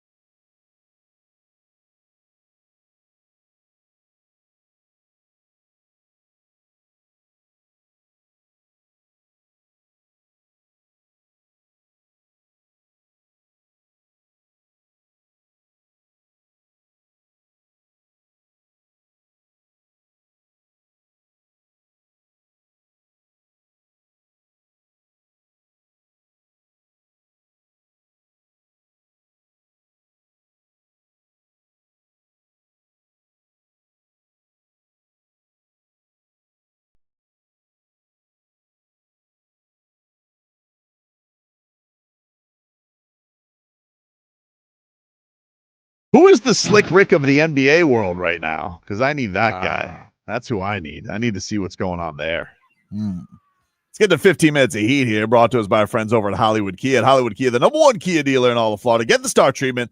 We want to see you in a Hollywood Kia. Visit them online at hollywoodkia.com. Miami Heat, they lose yesterday, 119-118. Bub Carrington hit a buzzer beater. That in spite of Jaime Jaquez Jr., which we have not mentioned. He balled out yesterday. 41 points yesterday for old Triple J in a game that I was sneaky excited about because I wanted to see Keyshawn Johnson, and he did not disappoint, by the way. Very athletic. He was awesome. Yeah. Had the and one to tie the game. I thought he killed that guy.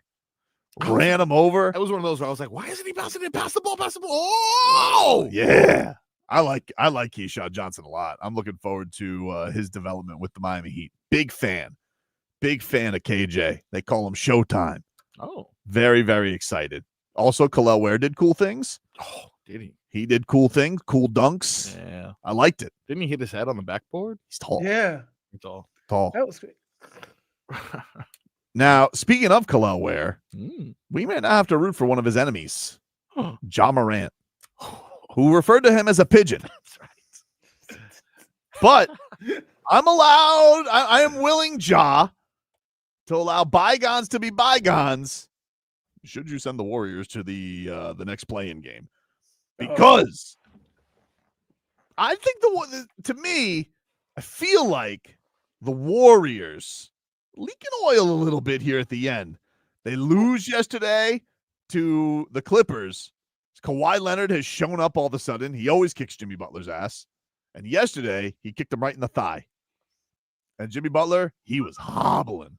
Wow. And I know Jimmy Butler enough to know that's at least a 10-dayer. Oh, yeah. That's a 10-dayer. Now, maybe he'll play, but he ain't going to be right. Nope. Isn't that a tradition like So question. If this keeps happening every year, at what point is he an injury prone and you can't rely on him being there? I mean, he is injury prone. There's no denying that Jimmy Butler is injury prone. So, and I say that to, if anybody in the Heat organization think that, then can you understand why they let him move them? I mean, that was kind of the whole point of why they didn't want to do it, was it not? Like he gets injured. He plays a physical game. The concerns of the Heat of him wearing down, they're legitimate concerns. I mean, so that's why you do it earlier. You do it sooner than later. Well, that would put to why didn't you do it before the drama? I think the Heat's big mistake and everybody's criticism of it would be like, you guys really thought that he wasn't going to be. Yes, because he said it. It's like trusting a cobra not to bite you. But again, I can understand. You believed him. I mean, he gave me a wink. See, but it's okay. You can believe him, but nobody else can. Pat's not allowed to get got. He's Pat Riley. I would say I got too, because I believed him. I really believed him when him and Tyler were hobnobbing after that game. Oh, 1A, 1B. Who's 1B? You. I love you. Oh, never mind, Tyler. Buddy Hield's my best friend now. Sorry. See ya. That did hurt. That did. Man, you see Draymond Green blow that layup yesterday. He was like so easily trying to like draw the foul with his butt. They were like, this is going to be a thing. Like, look, all I was making the point is right now, like the whole thing that the Heat with this beef, you just had to sit. You got to sit there and wait on the sideline. Sometimes the best thing to say is to say nothing at all and just let it happen. Wait a minute. We're sitting at this point where they were trying to win a petty war when the Warriors wouldn't stop winning. Stupid. You're not going to win that war. You got to wait for the wheels to fall off, because the only way you lose is if he wins. But if he doesn't win, then you win. So when this all happened, you were sold that Jimmy was going to help, that he was going to do something that he didn't do here. You were sold on that. And you say it was going to be a terrible day because Jimmy's going to go somewhere else and win. And I would be like, if he was to go somewhere else and ball out and play, should you be more upset or cheated because Something he didn't do it here? Here's what happened, Leroy. Something happened the night that he came here. And it's almost like when the guilt becomes too overwhelming. He didn't have the shield of ignorance anymore. His lies were exposed. Right. He couldn't sit out here in the lights being like, I did nothing wrong. And so he ran off. Didn't say hi to anybody. Didn't talk to anybody. Didn't hobnob with anybody. Mhm. Hasn't been the same since.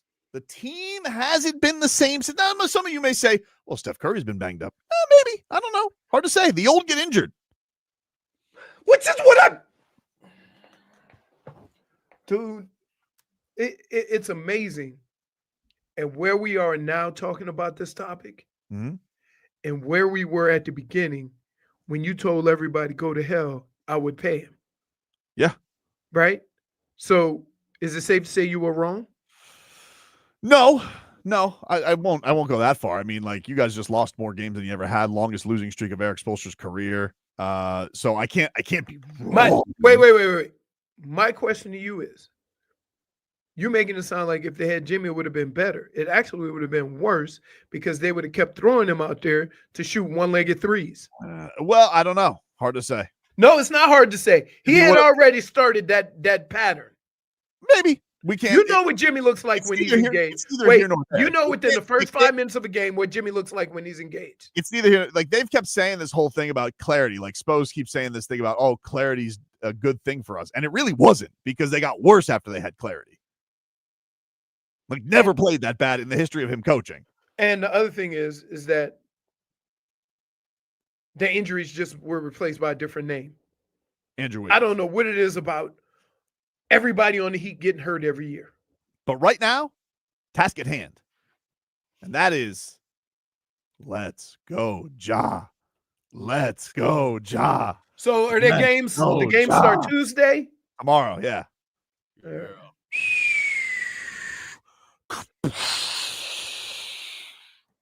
You're doing the Ja Morant. Yeah. So we doing the Ja. You doing the Ja Morant. Leroy, if Ja Morant's able to send him to the next play-in game, and they're only setting up with let me tell you something. Those Thunder, that's top hats and monocles for the Warriors. You know what's crazy about this whole thing is that when you look at how all this is played out, if I'm in the play-in in the West, I'm not as worried than if I'm in the play-in in the East, because there's 5, 6, 7 teams that are within 2 games of each other. No. If they end up with the Rockets, I agree with you. If it's a 2-7, fine. You end up with OKC. That's true. No, I understand that, but the point I'm making is this: that all of the records are so close from 5 to 10, right? That you could lose to anybody, right? Nobody's like looking at the Eastern Conference play-in going, we got them. Yeah, right? No one's thinking that. Nobody. But in the West, because all these teams were so close all year, there has to be a record number of teams that have won 45, 50 games. Most 50-game teams in one conference? I don't know. Maybe. Like, it's crazy. 5 50-win teams. Right. Think about that. That's crazy. Tough. So, and one of the 50 winning teams, 50-game winning teams, is on the road. Yeah, but you want to know something? When does that happen? You want to know something? What? 48 and 68, dude. And that's what the OKC Thunder have won. No, I know. But I'm just saying that from the standpoint of their play-in and how competitive that play-in is, because the difference between being 5th and being 10th or being 8th or 7th was the fact that it wasn't that big of a difference. And if I redid it a week ago, it could be 4 other teams in the play-in. Huh? Steph Curry winless in the play-in, I believe. Yes, the Warriors are either 0-2 or 0-3, if I'm not mistaken. I believe they're 0-3. Yeah. Losers. Bunch of pigeons. I will say this. It's not looking good for Jimmy. Because they paid him a lot of money and he about to do Jimmy things. Like the way it looks, he'll be down here for Formula One. When is that? Next couple of weeks? I think Or so. is it May? I don't know. But he could be here for Formula One, or he could be out there hanging with Neymar. Yep. Gonzalez says Jimmy got paid. He don't care. Pretty much. He's good. I mean, listen, he got, and that's kind of the whole point of what he was doing, was to get to that extra. Extra but but people said when he got his money, it's going to be playoff Jimmy. Mm-hmm. And what I say is he reached in his pocket to pull out playoff Jimmy and got an injury and a playoff gummy. Now he's playing Jimmy now. Playing Jimmy. He's playing. But I'm Jimmy. saying people made a lot of assumptions of what Jimmy was going to look like at this age. Well, there's been a lot of cockiness from that Steve Kerr, that charlatan out here. And by the way, just see him ruin Kuminga's confidence. Benched him. Not good. Oh, it doesn't work with Kuminga and Jimmy and Draymond, and Kuminga can't play with those guys. Oh yeah, that's it.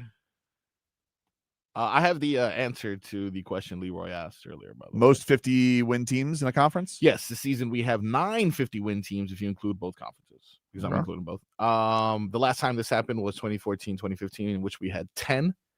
That's happened a couple times. So has 11. The record for most 50-win teams, both conferences, 2009, 2010, when we had 12.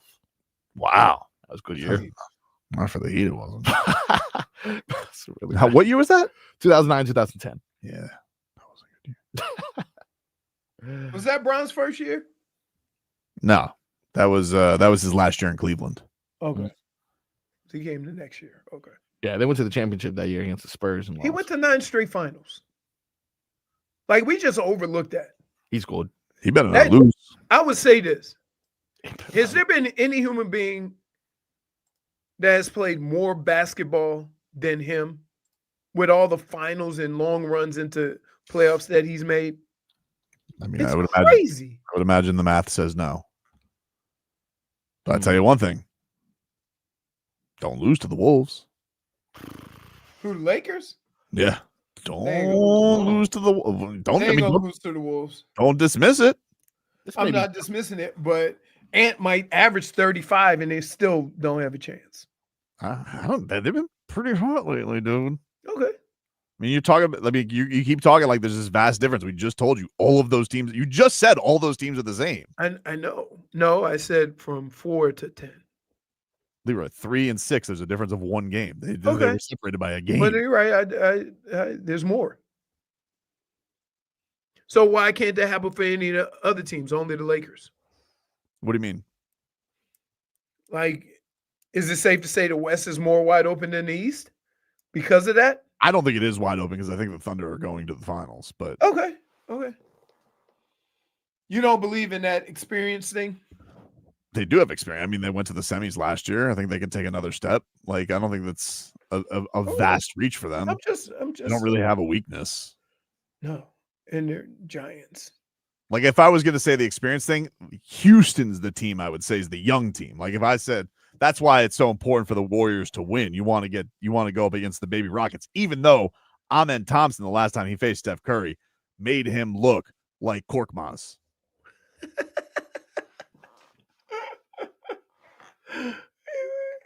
It's a baby in a blanket. And then the Heat. I mean, somehow got to stop this Buzelis. Oh my goodness, really? I'm like, no lie, the Miami Heat make guys famous that I never even realized were on other teams. A lot of intangibles on that Bulls team. Oh yeah, intangibles. Gotta slow them down. And Kobe White. Do we though, or can we just put ourselves out of our misery? Like, you want it over? He just wanted to be over. He basically what Marcos is saying is he's tired of.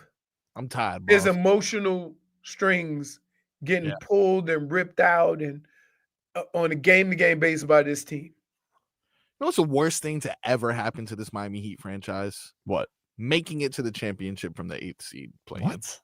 Because we didn't win, and now we justify every year. Let me tell you why. No, we don't. It's not. Wait, I think everybody in basketball understand that's a one-off.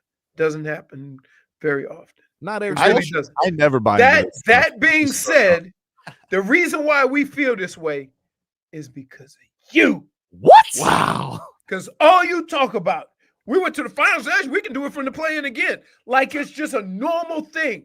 You know what I don't like about you guys? You're two cowards, is what you are. Wait, because what is it? You can't stomach when it doesn't work out for you. You're so afraid of putting yourself out there. This has nothing to do with that. It definitely does. This has to do with I'm not going to take an anomaly and make it a norm.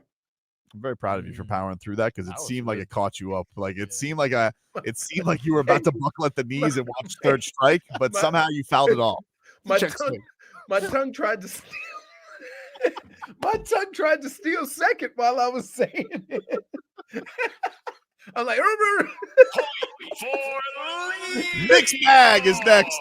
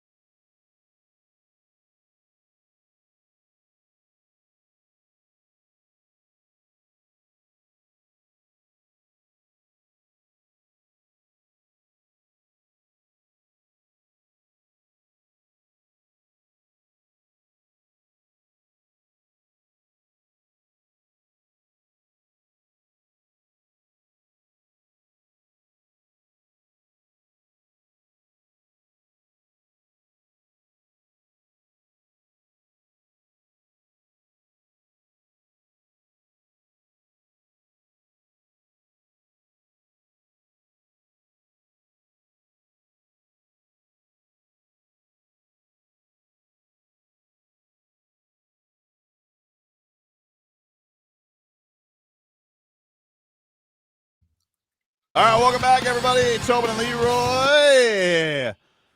Leroy, can we get a weather update from the Demesman and Dover Law Firm? YourAccidentAttorneys.com. Free consultations 24/7. Call them at 866-954-MORE. Oh, hello, Jennifer.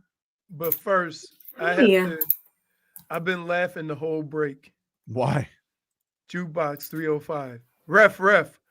Word cushion check. Really got you there.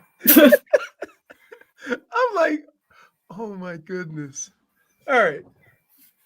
Investment and Dover. All your legal needs. The home windowplex, by the way, it's become synonymous with you bashing your microphone with a flying knee. That's actually, it is the cord when I whip it around over the mic. It's not my knee. You whip it, all right. So I got to tell you, not a cloud in the sky. Breeze, I can't see anything moving, so I can't tell you which direction the breeze is moving, but it looks like it's about 10 to 15 miles an hour. And I would say right now it is about 80 degrees. All right. How do you do, Froggy? Correct. Not a cloud in the sky. Sunny, 82 degrees at the moment. Winds at 10 miles per hour coming out of the east, southeast. Okay. You look at lows of 65. A little chill in the air tonight. He's a golf. I mean, last night. Yeah. It was I woke up. It was a little breeze. It was nice. A little bit nippy. Well, let's get a little snippy with the mixed bag. Ooh. What do you got for us today, Marcos? I got a violent mixed bag. Oh, you know why? Why? Because I'm talking UFC, baby. Yeah, dude. What a card this weekend. Yeah. What a card this weekend. Let us go to the Octagon where friend of the show, Alexander Volkanovski. See how I did that? I had to really try for that one. Regained his status as champion. He broke the curse of the 35-year-old UFC fighter. Mm-hmm. Defeated the odds. It wasn't looking good for him at a certain point. And I saw his posts. Well, he got like it was funny. Like he won, and I don't think there was really any controversy around it. But he also took a licking. Like he took some shots. He won, but he lost. Yeah, he Didn't he lose sight in his left eye or something? Oh man, he took some bad. Yeah, he did. JFig. He did lose sight in one round, and then he's like, he comes back and goes, "I can see again." I was like, crazy. That's very scary. Just came back. He got some nasty cuts, but he still won. Yeah. He still won. Like I think the 4-1. I think it was probably the score that he won by, which is what two of the judges had, and I'm happy for him. I think it's an awesome thing, and it was a really cool moment for him to come back from 2 knockout losses. Mm-hmm. But see, here's the thing: it's not just they were knockout losses. Took 1 on 10 days notice to try and beat Islam after Islam's opponent fell out. Remember, he almost beat Islam. I thought that he did beat Islam when he fought him. Should have been double champ. So you go from that close to then you fight him on 10 days notice, you get head kicked. Yeah. And then you decide, you know what? No rest for me. Back in 2 months to defend my featherweight title, and you get knocked out by Topuria. Yeah. So it was really like, man, he never. It's a bad run of fights. It wasn't his abilities. It was just a bad run of fights where he took on heavy hitters the whole, with no rest. No rest or prep. So what did he have to say? This is winning interview in the Octagon. Oh man, it's good to be back. Mate, I've never felt the love so much. Ah, man. I was saying all week, even to the camera before I walked out, I said, I promised my girls I'll bring the belt back to them. But then I was thinking, look, it doesn't matter about bringing the belt back. I think the message was, man, a lot of people counted me out, right? Coming off 2 knockout losses, the 35-year-old curse, 36 years old, big break, and come back and beat a gun like Diego Lopez, who come and bring it. Mate, it's good to be back for everyone watching. Hey, adversity is a privilege. You hear people talk about that all the time. It truly is. This moment is incredible. Izzy had a big moment here last time. I had a big moment. Shout out to Izzy. But hey, I love you all. I really appreciate you. That is a beautiful statement that adversity is a privilege. And to overcome adversity like this, please speak to us about what was it like to have those 2 knockout losses, to have the creeping doubts. Well, it's an opportunity. You get adversity. If you build yourself back, it's only going to make you stronger, even if it doesn't work out. But a lot of times it does, if you really pursue it. And look what can happen. Break records. This people are going to write books about. This is going to be movies, you know what I mean? Like that type of that's what it's all about. Hey, Miami, I love ya! Wow. I love that guy, man. We call that the parting pop. Wow. Hey, so that was good. He's actually a fun dude. Yeah. Right? He also agrees with me with my whole shark versus alligator take. Well, he said he doesn't mess with crocs. He said saltwater crocs are, he goes, those aggressive. You don't mess with them, but he'll go and swim with sharks because Australia. Exactly. And catch snakes. Yeah. Can I just tell you, Australians have to deal with some of the most dangerous animals. I had a Dave, I can't think of his last name right offhand. Our right guard was from New Zealand when I was in Minnesota. Mm-hmm. He would bring back pictures of just 15-foot pythons crossing the street or hanging from a tree. Right? Like Everglades now.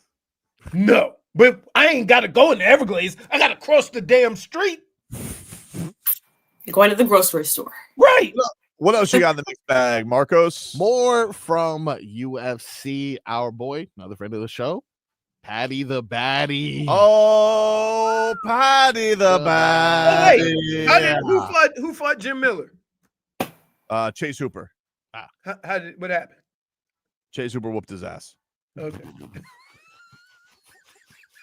Because I was wondering, because we had a pretty Chase is good though. Like, dude, Chase is good. He's 25 years old. I know. I mean, Jim's 40. Like, like they gave him, and he even said he goes, I'm kind of tired of beating up old guys because they've given him Clayton Wheater and Jim Miller's last 2. He's like, so, but he was, he won that pretty handily, but not as bad. Nobody took an ass kicking like Michael Chandler did from Paddy Pimblett. Like that was an ass kicking. That was not close. Not even close. That knee that he caught him with that busted him open. Yep. Like, I'm surprised that wasn't a knockout blow. Yeah, and then he got into it with Colby Covington afterwards. Colby was trying to pull a Leon Edwards. Remember when Leon Edwards did that to Jorge Masvidal? That's when he got the 3-piece in a soda. He kind of tried to do the same thing. He was chirping at Paddy while Paddy was doing his winning interviews, and so they got into it back and forth. So I don't know. I don't think. Nah, I don't think so. Colby's respectfully to Colby's like he's a little washed right now. He's kind of long in the tooth. He's not really relevant in any picture, and I don't even really feel like it would be a good fight.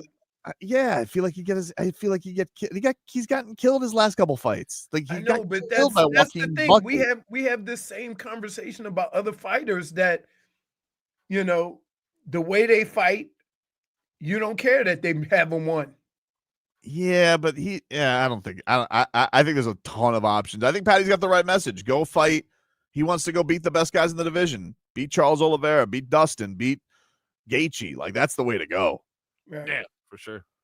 Gaethje hasn't had a fight for a while. That'd be a good little gatekeeping, like welcome to, the club of excellence, if you will. But like I mentioned, Paddy here, and like you mentioned, had this exchange with Colby Covington. I apologize in advance. I don't have subtitles for this. I was doing my best, and I understood a majority of it.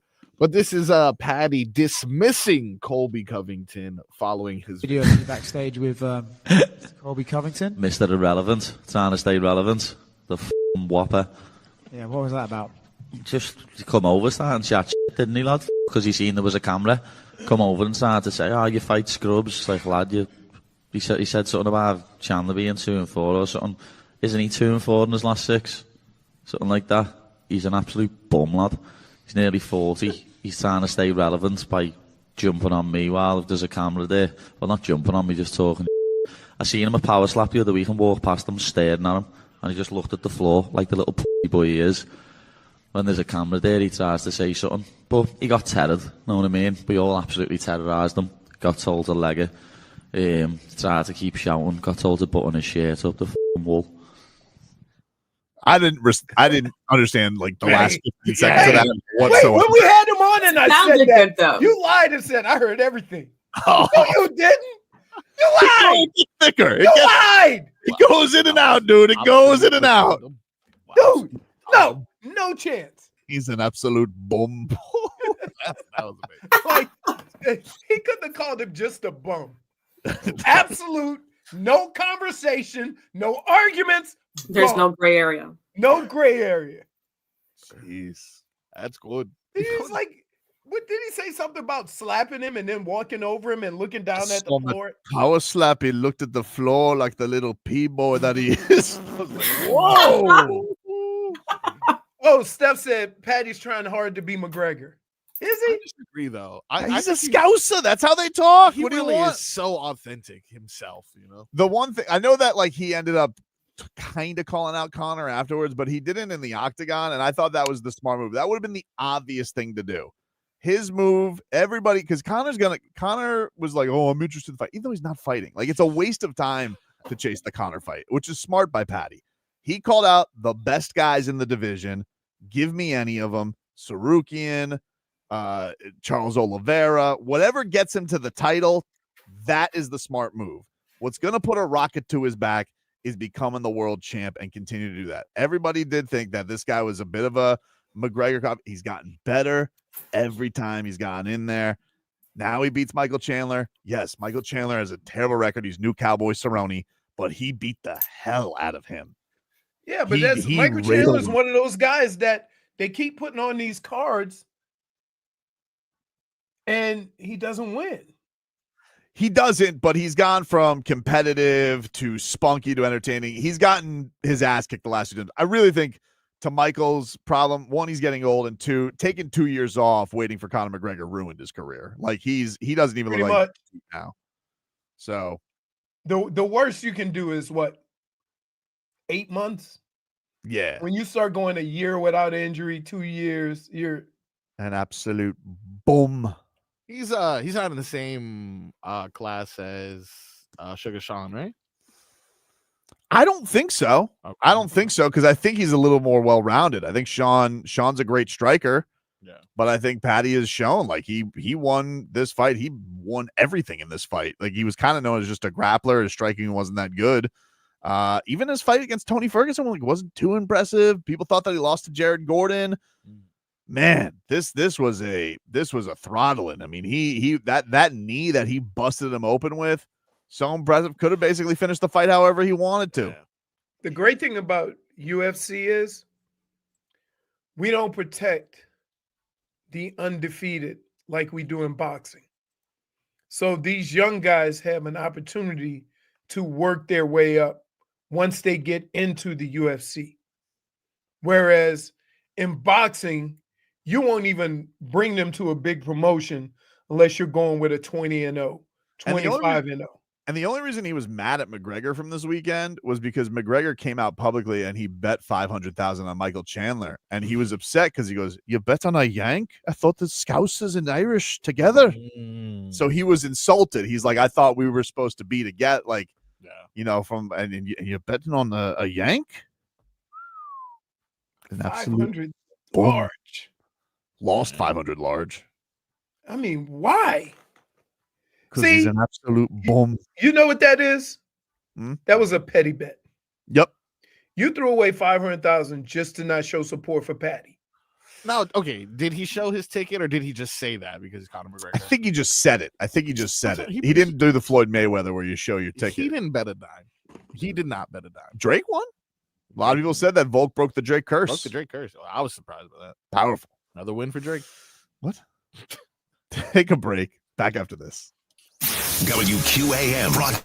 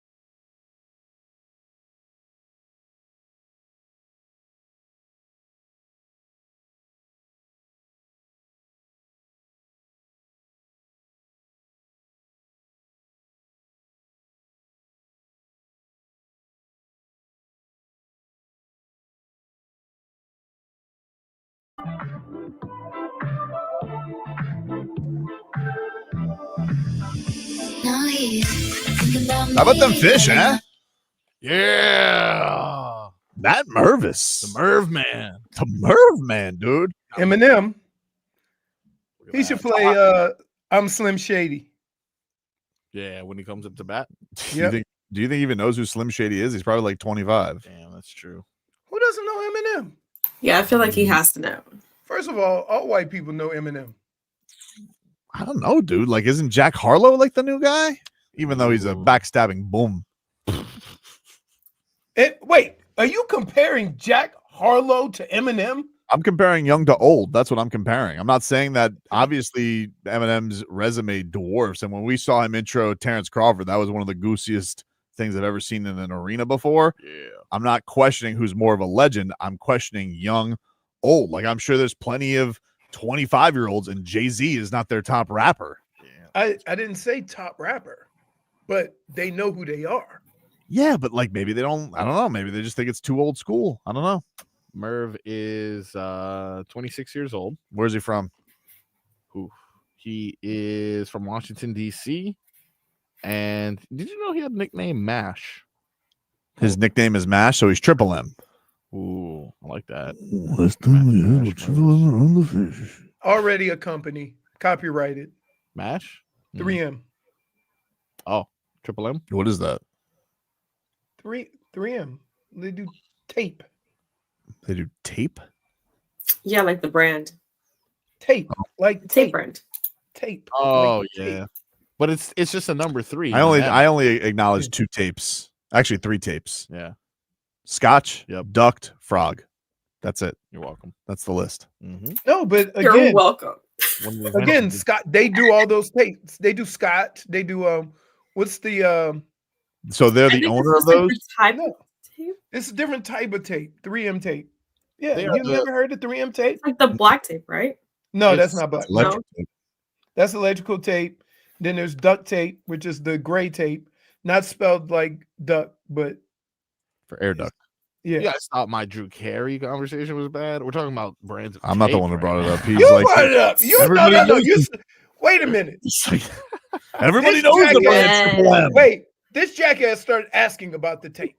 It could have I've just never- it I've- easily no, just I moved haven't heard right of on. 3M tape. I'm sorry. I haven't. Jeez. And you're like, yeah, everybody Wait, knows. I bet you if I have tape in here, it says 3M on it. I think 3M is the Hey, version I mean, to Scotch being McDonald's, you know? I guess. Headlines are Why brought is to it you called by Scotch Doral tape? If Kia. that's where we're going with this. Because it's a scouser. There we go. Scotch You tape. took the bait. Took the bait. Choose from over 500 new Kia miles and inventory at the Sports Sorrento and Telluride. Remember, when it comes to Kia, the great deals are at Doral Kia. Panthers, they're back at it tonight. They're taking on the New York Rangers. Puck drops at 7 o'clock from Amerant Bank Arena. And that game can be Are the heard right Rangers here. out of it? The WQAM. Hockman and Crowder are going to be out there today. And we'll what? Why? I said, damn, because I like when we have shows that are close to my house. Oh, so you're jealous. Yeah. Yes, the Rangers are out of it. The only team that's still alive that's fighting for one of the last spots is Columbus. They're trying to get one of the last 2 wild card spots, but they need help. Oh. So they will try and make Are the that Panthers already set at their position? No, they could. They got Tampa coming up, so they could jump to get home ice for that first round. So there's still something to play for the Cats. True, but I don't think they're sweating it. Like, I don't think they're like, oh man, You don't think they're going full lineup? nah, because it's Cats in 5. Like, we're not worried about it. It doesn't really matter. 2-1 filthy. Give us play in Tampa's barn. Don't play in Tampa's barn. Whatever. It's Cats in 5. So top hats and monocles to those losers. What? Those losers. But the Marlins did take 2 out of 3 from the Nationals. They beat Yeah. them on Sunday 11-4. Matt Mervis, 5th home run of the season. Look at that. 8-7 on the year for the Marlins. Maybe Bruce Sherman was right. Well, hold on. Oh, he might have been right. Hold on. It's 15 games into a 162 game season. Hold you on. got plenty of time to be Hold miserable. on. You sat here and you're like, maybe Pat Riley was right about Jimmy Butler, and that's not even done yet. You won't give Bruce be honest, Posh. Yeah. We didn't think they'd get 8 wins this month. I do. No. No way, dude. Listen, I'm not saying that what we've seen so far hasn't been remarkable, because we didn't know nobody and guys just playing well. And yeah, kudos to them. What I'm saying is that you're not even at 10% of the season yet. Yeah, but last year, I mean, that would be the equivalent to the Dolphins starting the season 2-0. Last year took the. I understand. Okay. It felt last year it was over before it started. It was correct. Now the Marlins are in a scenario where, like, all right, you're right there. You got a nice little start to the season here. You don't feel like you're incapable of winning games. You're not just getting batted around nonstop. And the only and the teams that really got them they've had a lot of games against the Mets. The Mets are good. The Mets have spent a gazillion dollars on their team. You think ownership for the Marlins, anytime they win one of those games, like didn't they win 2 out of 3 from the Mets? No, they could have. They split lost 2 or 3. No, they lost 2 or 3. They could have. Right. They should have won 2 out of 3 from the Mets. Right. And they blew it. But honestly, should have. And by the way, should have swept this series. By the way, but they blew it on Friday. But so my question is, you think ownership is not looking at the wins and losses, but looking at how competitive they are against these $700 million rosters? I don't know. Nothing. I don't know. But last April, they finished April 6-24. 2 more wins already. 2 more wins already. They didn't get their 8th win of the season last year until May 1st. Damn. Yeah. Woof. And Mervis might be new Dan Uggla. I'm not positive. I'm not ready to call it yet, but he might be new Dan Uggla. Yeah. You mean Marlins Dan Uggla? Of course. Yeah. I mean, I don't even acknowledge the other Dan Ugglas.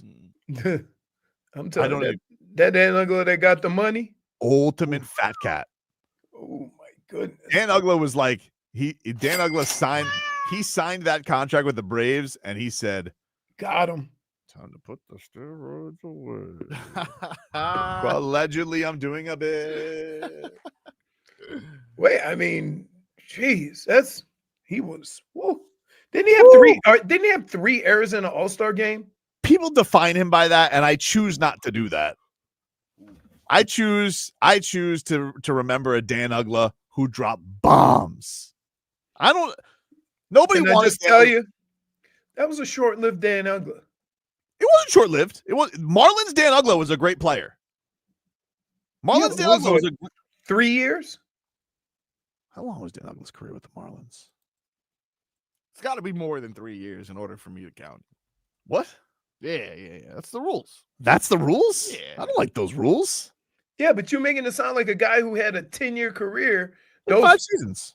5 seasons. Oh, Okay. yeah. 5 full seasons with the Marlins. Easy. He wasn't a starter all 5 seasons, was he? He was a starter all 5 seasons. Okay. That's a substantial amount of time for you to have your opinion on that. He was a starter all 5 seasons. He hit over 30 home in 4 out of 5 seasons and 27 the other. Yeah. Yeah. What's almost 150 home runs?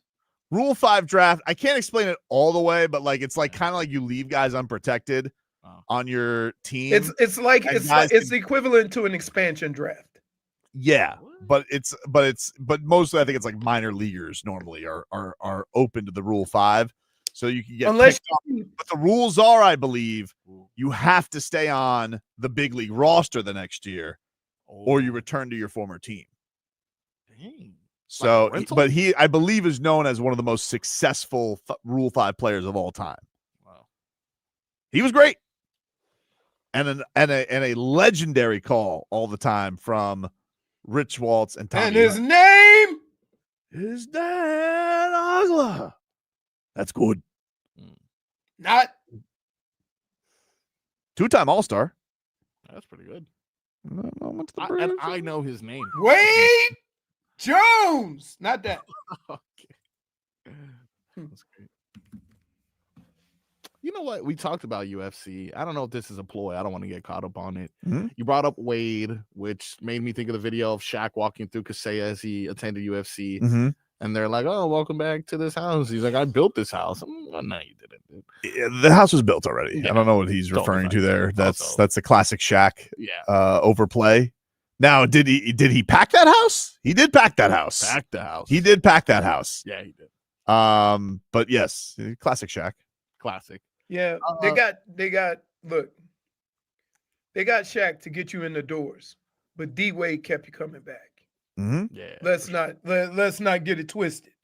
Shaq was there for a rental. D Wade was a lifer.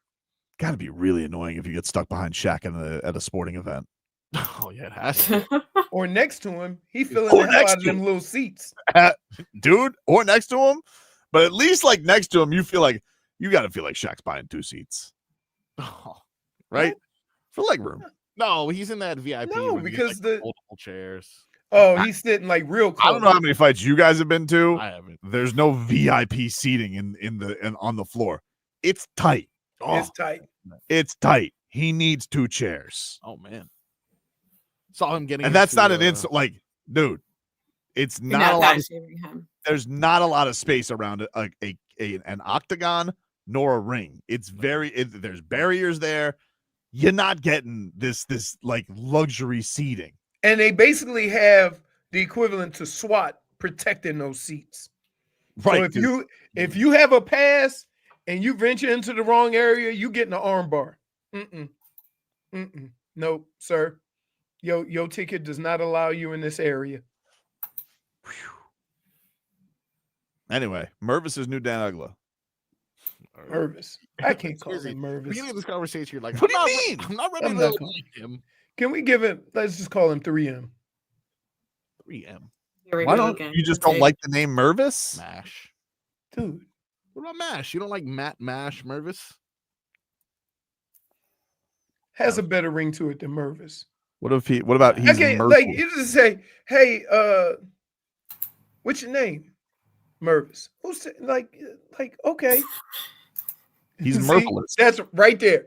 Jennifer, if you was at a club Minus and you met one. somebody and he told her, he said, what's your name? I'm Jennifer. What's your name? Mervis. Tell me you're not looking at your friend and chuckling. Well, I feel like he's not gonna hold on. He's not Like, introducing. cool. Hold on. He's not gonna sweet talk Jennifer and go last name on her. He goes, I'm Matt. Like, Matt. Like, you're not gonna go immediately. Oh, what's your last name? I'm Mervis. They call Ugh. him Mervis. I bet you in the locker room they call him Mervis. Just Also, in a because. club, you can't really hear many things, so Matt just seems like something you'd hear quicker. I don't Yeah. what was that -1 for? It was a joke you made. I can't remember. Why? Oh, Mervilous. Mervilous? Oh, yeah. That's great. Oh. That is a minus one. It's like, he just snuck one in there. -1. We didn't even know what it was about. We had to replay. That's we had one to of the- review. We didn't even have to review the That's tape. better than Marcos's stupid saying. No way. You know what they say. Which is Mervis makes him nervous. This makes him nervous. No, I like that's that. that's Mercer. That's good. That's Mercer. Take a break. Back with more after this. When you QAM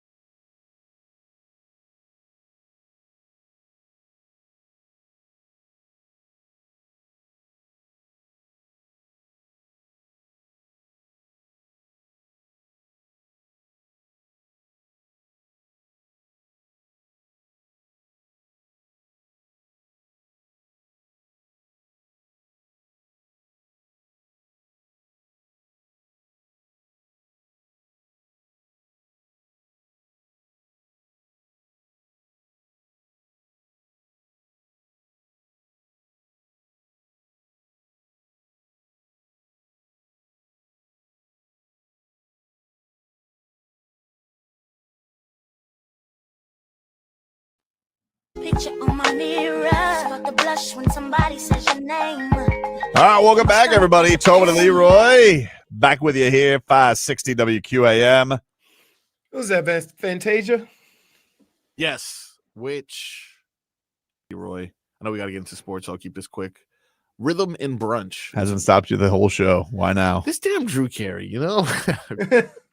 Rhythm and Brunch. Yeah, it's an R&B brunch, but they had like a lot of old school R&B, 90s R&B. It was a 3-hour event, though. I'll tell you what. Anything that has alcohol flowing for 3 hours, much different at the end of that 3 hours than it is at the beginning of that 3 hours. Very entertaining. Black women, they have a lot of fans. They carry a lot of fans, and they were dancing. It was great. Fans to cool them off? Yes, but they also use them to dance. Well, it's interesting. A fan's a cool accessory. It is a cool accessory. What day of the week was this? This was a Saturday at 1 p.m. Damn. Yeah, I know. They were very drunk at 4 p.m. Not Masters fans. No. Mind you, the improv is also very cold, so fans? Yeah. For sure. No, because, I mean, you move a lot, you get sweaty. It's true. Let's get to 15 minutes of heat here, brought to us by Hollywood Kia, the number one Kia dealer in all of Florida. Get the star treatment. We want to see you in Hollywood Kia. Visit them online at hollywoodkia.com. By the way, we haven't mentioned in the midst of the Heat losing to Bub Carrington at the buzzer. God, I saw way too many buzzer beaters against the Heat this year. Jesus. Too many. A lot on the home court, too. Yeah. That's rough. 3 at the buzzer. Cunningham, Ja, Bub. And then Sabonis might as well have been at the buzzer. Had no shot to answer the bell after that one. I think there was like 0.5 left or something like that. But on Friday, they broke the team record for points in a game. What the hell was that? Which, can I just say this? And I'm going to say this as nicely as I can. When you say in future years, the team that has scored the most in a Miami Heat game, you're immediately going to go to the big three. You're going to go to a whole bunch of, you're not going to go through a team that was 37 and 45. It sounds crazy, right?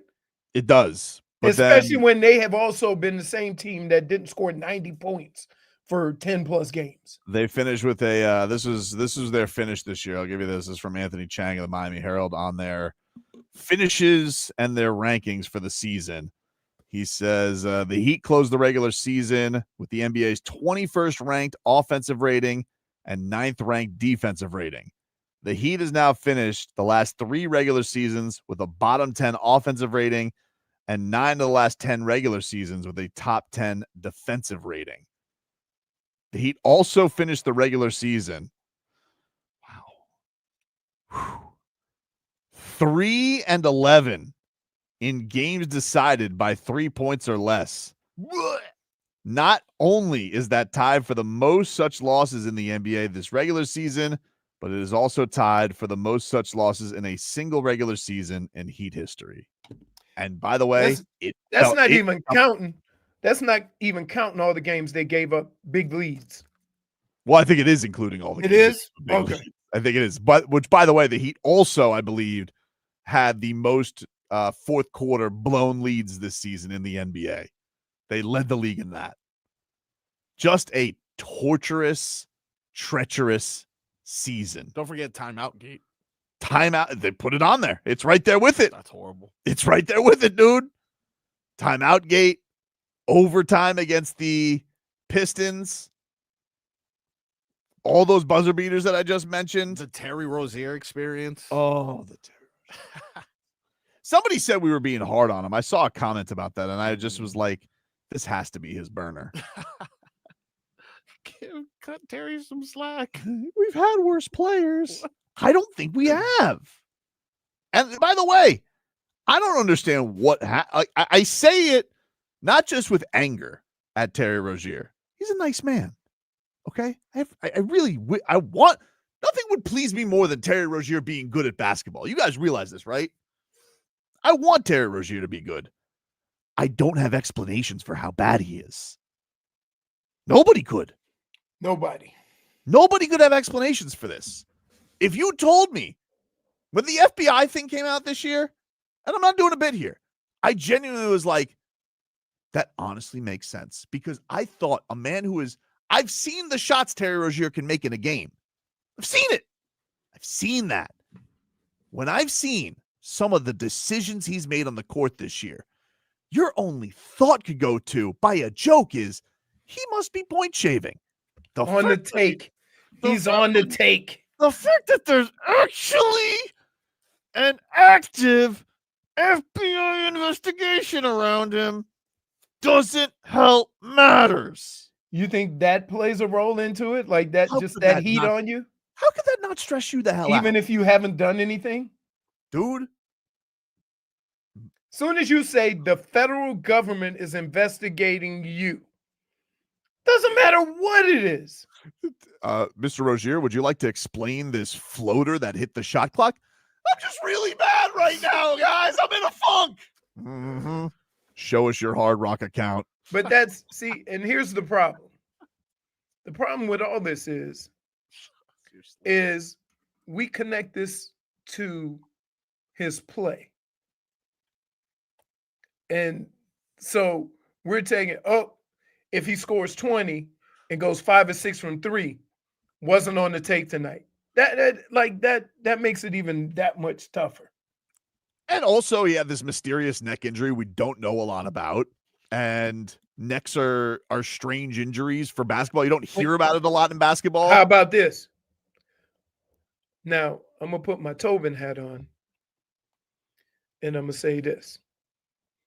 How about the investigation was going on, and the Heat just kept him out while he went through that investigation last year? Nah, I don't think that's how it worked, dude. I think the investigation was this year. Okay. Well, you don't just start the investigation. No. Well, it's only reported. I think the Heat just learned about it this year. I don't think they knew about it. I know what you're saying because it was a game from 2023, so it was when he was with the Hornets. Right. But no, I don't think that's what happened. I think it's on top of it. He also had this injury. Crazy. Dude, he was so bad yesterday. Like I thought he was gonna do what Jaime did. Because the last time we saw Terry Rozier be good was against the Wizards. He had like 22 or something like that. He jumped with the alley-oop. Right. He jumped with the alley-oop. And by the way, it is funny they warm up together. But I was like, oh, look at these guys. They're probably going to feast today. Listen, Jaime couldn't miss. He was great. Yeah. Well, Jaime, whoever they put in front of him, when were they going to figure out that the guy couldn't stay in front of Jaime? Because Jaime had more layups than ever seen in a game. Dunks, too. Crazy dunks. Had some dunks. He had like the little 3 fake. I mean, yeah, I hope that's something for him. I mean, obviously this year's probably lost for him, but like it was nice to see him at least be like on a basketball court, be like, hey, I remember that guy. Hold on. Soon as the trade rumors start ramping up, your ass ain't gonna care about whether Jaime could turn it around. You don't know. He is gonna be on the block. I don't know that he's gonna be a little sweetener. Although he does. Are you kidding me? What do you mean? You don't know that? Yeah, I know you. Because you want to try to throw in all the guys who you don't want. Not fair. But that's what you do. I'm a grown-up. You got to give to get. The thing that I don't like is you two, especially. Now all of a sudden you got perspective. You and the murderer. You have never. Every time we talk about trades, you want to give up your trash. You and Hobnobber, the Hobnob twins. You guys like to hold it over my head like an anvil. Oh, remember when you traded such for such? And I can't have any discussions because you don't guys have fun sports radio. You guys can say whatever you want. I won't hold it over your head because you want to know something?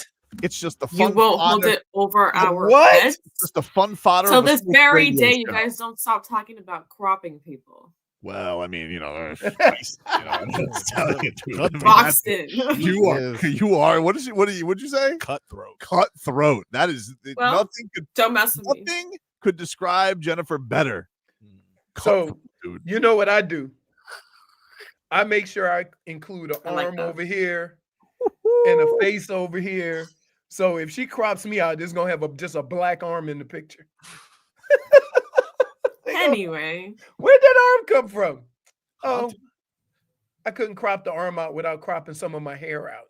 That's smart. Anytime we take a picture from now on, Figgy, I'm putting my head on your shoulder. Yes, you have to. which you have. You have to. You have to because you're gonna get cropped out. So you have to make the picture so that you can't get cropped out. We'll take a break, play a little All Right. Oh, no! To close things out here on a Monday. The Heat wrapped up.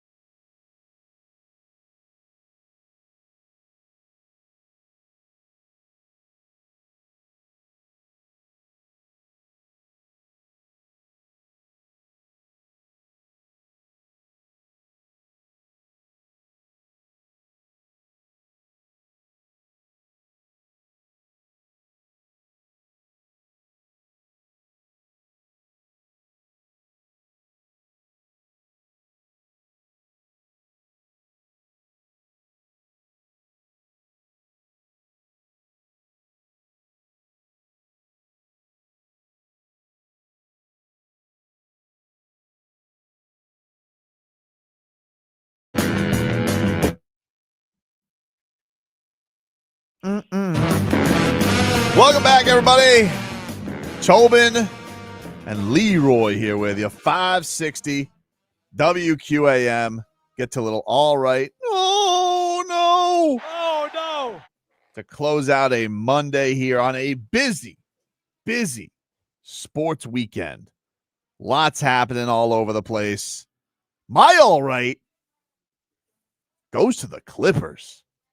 Great game yesterday over the Golden State Warriors, sending the Warriors' ass to the play-in.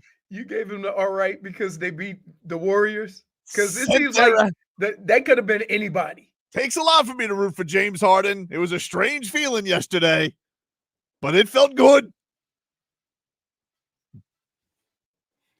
Sometimes your petty priorities are in a different place. What quarter did Jimmy start limping? Fourth. Very late. Okay. Very late in the game. All right. So that's my all right. My oh no. This goes to the Heat regular season. Oh, no. It's been exhausting. Here, to be fair, you can just put the Heat season because next Monday you're going to then expand and say the whole season. Well, then we still got to wait. Like if they get to the playoffs, then we got another few days to last. All right. We got to probably go until, the first round lasts a while. Like they like to take 3 days off between games in the first round. Right. Like we have all these games to get through. So you're going to play on Sunday. Like this is what I love about the NBA. The Heat are going to play. If the Heat, and I know it's a big if, but let's just say the Heat win Wednesday, Friday, they're going to make their ass play on Sunday, but then they won't play again until Thursday. Right. Yep. Anyway, but yeah, I could only, being boots on the ground for that ending yesterday, I could only laugh. I could only laugh at that game winner going as soon as the backcourt violation happened. I'm like, oh, they're losing.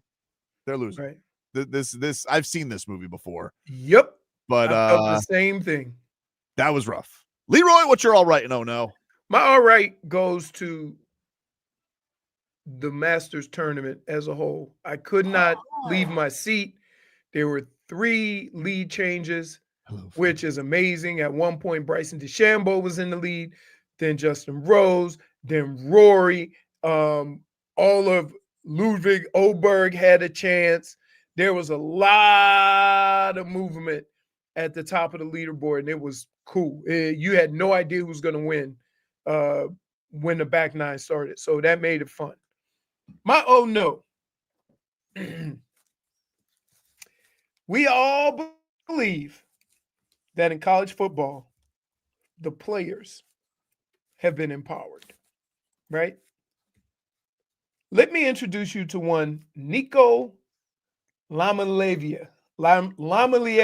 I don't think you know. I don't think it starts with an I. I think it starts with an I. I don't think it starts with an L, does it? Okay, look at the name. You can take a stab at it. Okay. Wordsmith. He's angry now. No, I'm just saying. It's not an I. Yeah, it is. It's Imalavia. IAMALEA. That does not look like that does not look like L's. It looks like, I's. It looks like L's. Okay, but it is an I. Why would they have a lower L to start his last name? Yeah, he's not from Finland. Yeah, but they don't have a dot on the top. And it's longer. Why is it longer if it's an I? If it's a capital I on the typewriter, that's how it looks. It looks like a lowercase L. Okay. I need the lines on the bottom to know it's that. Anyway. He's the quarterback who held out. He's a quarterback for the University of Tennessee that went to Tennessee and said, I'm holding out for more money. And Tennessee told him to kick rocks. Sure did. So now they don't have a starting quarterback. No, they don't. So all you college kids out there that think you can just demand more money, please be advised by this story here. Sports moves on without you. You better get it while you can. And so the fact that he went from making however many millions he was making to making nothing should be a lesson for everybody else. Get your money, but be careful.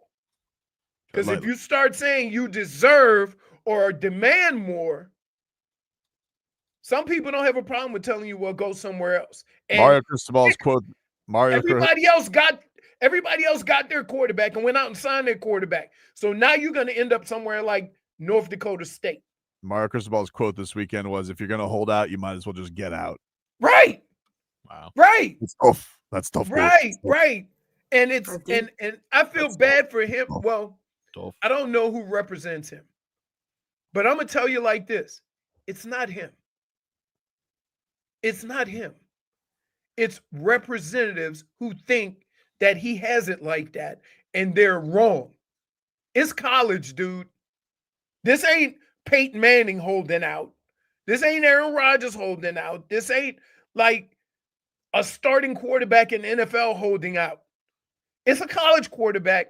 There's only a handful of them that even have a chance of going in the first round. And let's be clear, you weren't one of them. So you holding out. So you're asking for athletes to be more aware of how good they are? Yes. Okay. Which never happens. I know. Good luck. I know. Good luck with that. But No, here's, here's the other thing. I don't even know if he felt that way. It was his representation. Yeah, we don't know that he didn't feel that way either. And I think one of his, I've hearing a lot about the Liava, however the hell you say it. His dad is a big proponent behind this too. Okay, we're there. Your dad gonna go play quarterback for you when you're playing at San Diego State? Or you playing at Marshall? Schmieden says Mario has seen Emery. He ain't telling Carson Beck to leave. Fake tough guy. You think after the spring game, Carson Beck's like, I need a new car. Got stolen. You know what you say? Hope you had insurance. So yeah, that's crazy to me. That's crazy to me how this has gotten out of hand. And furthermore, you should blame the NCAA, who could have had control of this from the get-go, but they kept fighting it. And now you can't control it. I don't understand why they don't just do contracts with the schools, though. Like, I don't understand this whole name image and likeness thing. Here's why. Because now if you have contracts, now you got to have collective bargaining and you got to have a union. Yeah, it seems like a disaster. But also, I don't think this is going to be the end, because I think there was rumors that this kid was going to try and hold out during the playoff last year too. That's going to happen. No. It's going to happen.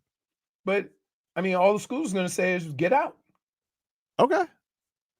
I thought this last year with the whole Cam Ward Pop-Tart Bowl thing. I was like, if they wanted to play in the Pop-Tart Bowl, like Kellogg should come with a big fat check and be like, you. Oh, you mean Kellogg's? Whoever. Well, but here's the thing. They're already paying the schools. So now you got to have a side thing for. Yeah. Oh, okay. Yeah, how long you think bowls like the Frisco Bowl are going to survive? I think Kellogg's has a lot of money, dude. People have been eating for a long time. Okay. I got you. Quickly, you rascals, you two, quickly with your O&Os and all rights. We got to get out of here.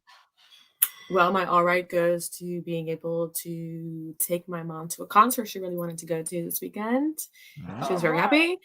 And my oh no, also my all right goes to you guys, bothering Leroy to the point where he had to leave the chat. I can't believe you made him tap out from the chat. Dude, I don't even know what you're talking about. All I saw was the light and all he had to do was just put hide alerts. Get off his lawn, basically. He just couldn't do that. That's so crazy. My oh no goes to Coachella. Ooh. For being a camping nightmare for normal people, not influencers, normal people. There was a 12-hour waiting line just to go inside the festival in over 100-degree weather. Ooh.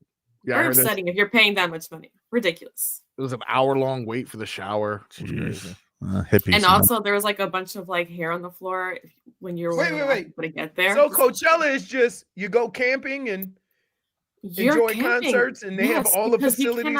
You can't afford. We'll dive more into it tomorrow. We got to get out of here. So Froggy, quickly. My all right goes to Volk for beating the odds. My oh no goes to Drew Carey because he doesn't deserve it. All right. Very strange way to end the show, but we do have to end it nonetheless. Hockman and Crowder coming on up from Amarant Bank Arena. We'll talk to you rascals tomorrow. Oh, stop it. The basketball team, they snapped their 7-game losing streak. Look at that. Be Presbyterian. Okay. What? That team only eats fish? I'll see y'all when I see y'all.